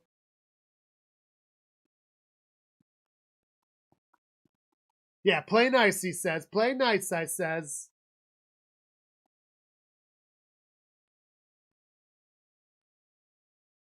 Yeah, the Cardinals did, yeah. The Cardinals are trash, and Kyler Murray is not good. I've never liked Kyler Murray as a player. I have no problem with him as a person overall. But as a football player, God, I don't like him. I don't like him at all. He should have done baseball. That's just it. He plays football like a baseball player. Because baseball's not a real sport, is what I'm getting at. Baseball sucks. Baseball's a real sport. It's just a bad sport. I hate baseball. Your adopted AFC team when the Oilers left. Ooh. I have no problem with the Colts in general. I really like Gardner Minshew overall. That's about as far as my give a shits for their go. As far as the Texans go, again, don't really care overall, but Stroud, just like, who doesn't like to see a rookie pop off, man? For real. This is a hard league. The Texans were not supposed to be in a contention. It's exciting. Ooh, Huntley keeping it, gets it. Really awkwardly fell to the ground, but he did. Minute 43 left. Ravens trying to get just one more score. Lamar on the sideline looking bundled up. And fires it. Caught. Fresh downs. Plus another 2 yards. Yeah, they're literally just practicing a second string 2-minute drill here, basically, in acclimate weather. Great use of time. Great use of time. They don't care, though. He's just keeping it. Going to be down at the 9-yard line. Want to be in the same division as the Colts when we came into the league. I wanted to be in the North with the Bengals, Browns, and Steelers. Yeah, but that wouldn't work because the Ravens had. I think the North is aptly added with teams, except the part where we beat each other up so bad because of who we are. Lobs it away. Like the AFC North is the perfect matchup, and that's why our division is always so fucked up. It's always crazy. We're all so good. It's the opposite of what the, until recently, history of the AFC East was. The Patriots just beat up on 3 not that good teams rotating through who's not really good. Where our division's like constantly rotating who's going to be good. Which sucks too, because then you get some weird losses in it. Like, dude, the Bengals, if we lose tomorrow, we lost all of our divisional games this year. Isn't that crazy? We lost twice to the Ravens, we've lost twice to the Steelers, and once to the Browns, and we play the Browns tomorrow. If we don't beat the Browns tomorrow, which neither team gives a shit, Bengals are out, and the Browns are literally seated in. They can't move. Nobody's playing for anything tomorrow. And we can't fucking beat them. We lost every divisional game this year. And that's why we're not in playoffs. You can't do that.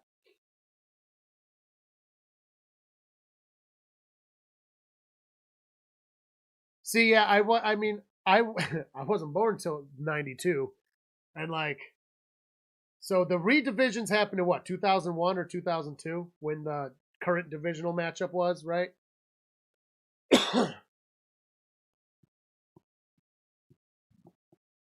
Yeah, kinda. But no one's gonna want to get hurt.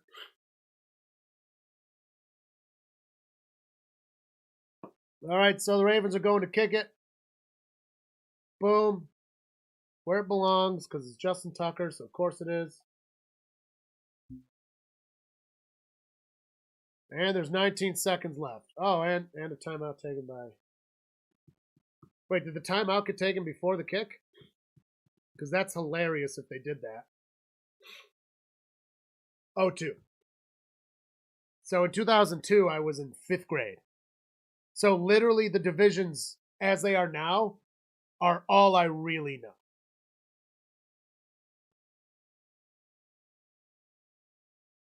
Ah, Turf Monster got him. Look, Steelers, if you're playing this shitty against a team that doesn't care, fuck you. Sorry, I just hate the Steelers. No one deserved that. Except the Steelers. All right, let's see Justin Tucker miss now. Wow, he made the last 28 field goal attempts against the Steelers. What a dumb stat.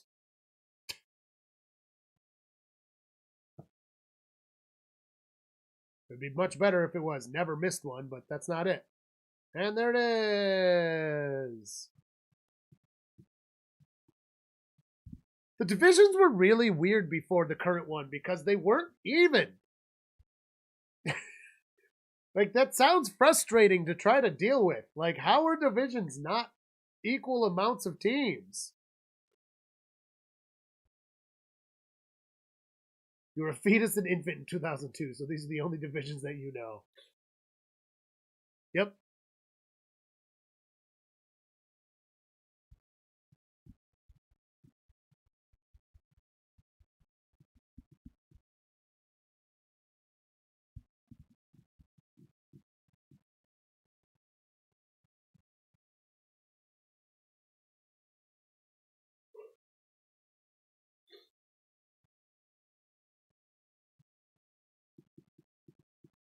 All right. Kickoff will be going to the Steelers for 16 more seconds in this game. Whoa. Man, is Baltimore going to onside kick it and then win? The suspense. He did onside kick it. And the Steelers have it.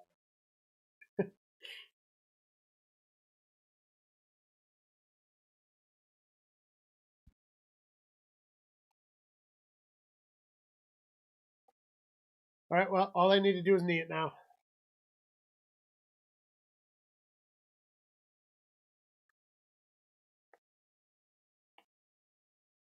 Steelers have a 63% chance of making the playoffs?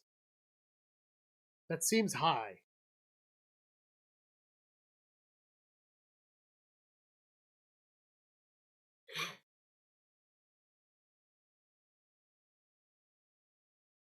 All right, well, it's done. Yeah, 31 teams is ridiculous. Like, why would they do that at all? Like, you're the NFL. You ain't even get that they're bigger now than they were back then, but they were still huge enough. They could have had more. They could have had one more team, especially with all the stupid moving they did of everything. Like, this league should never have been uneven, and no sports league should ever be uneven. This is dumb.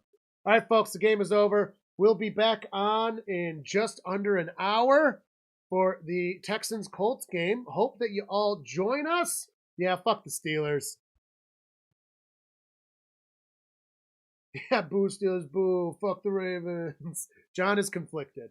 Yep. So I'll catch you guys in just about an hour. You have a good rest of your day. Otherwise,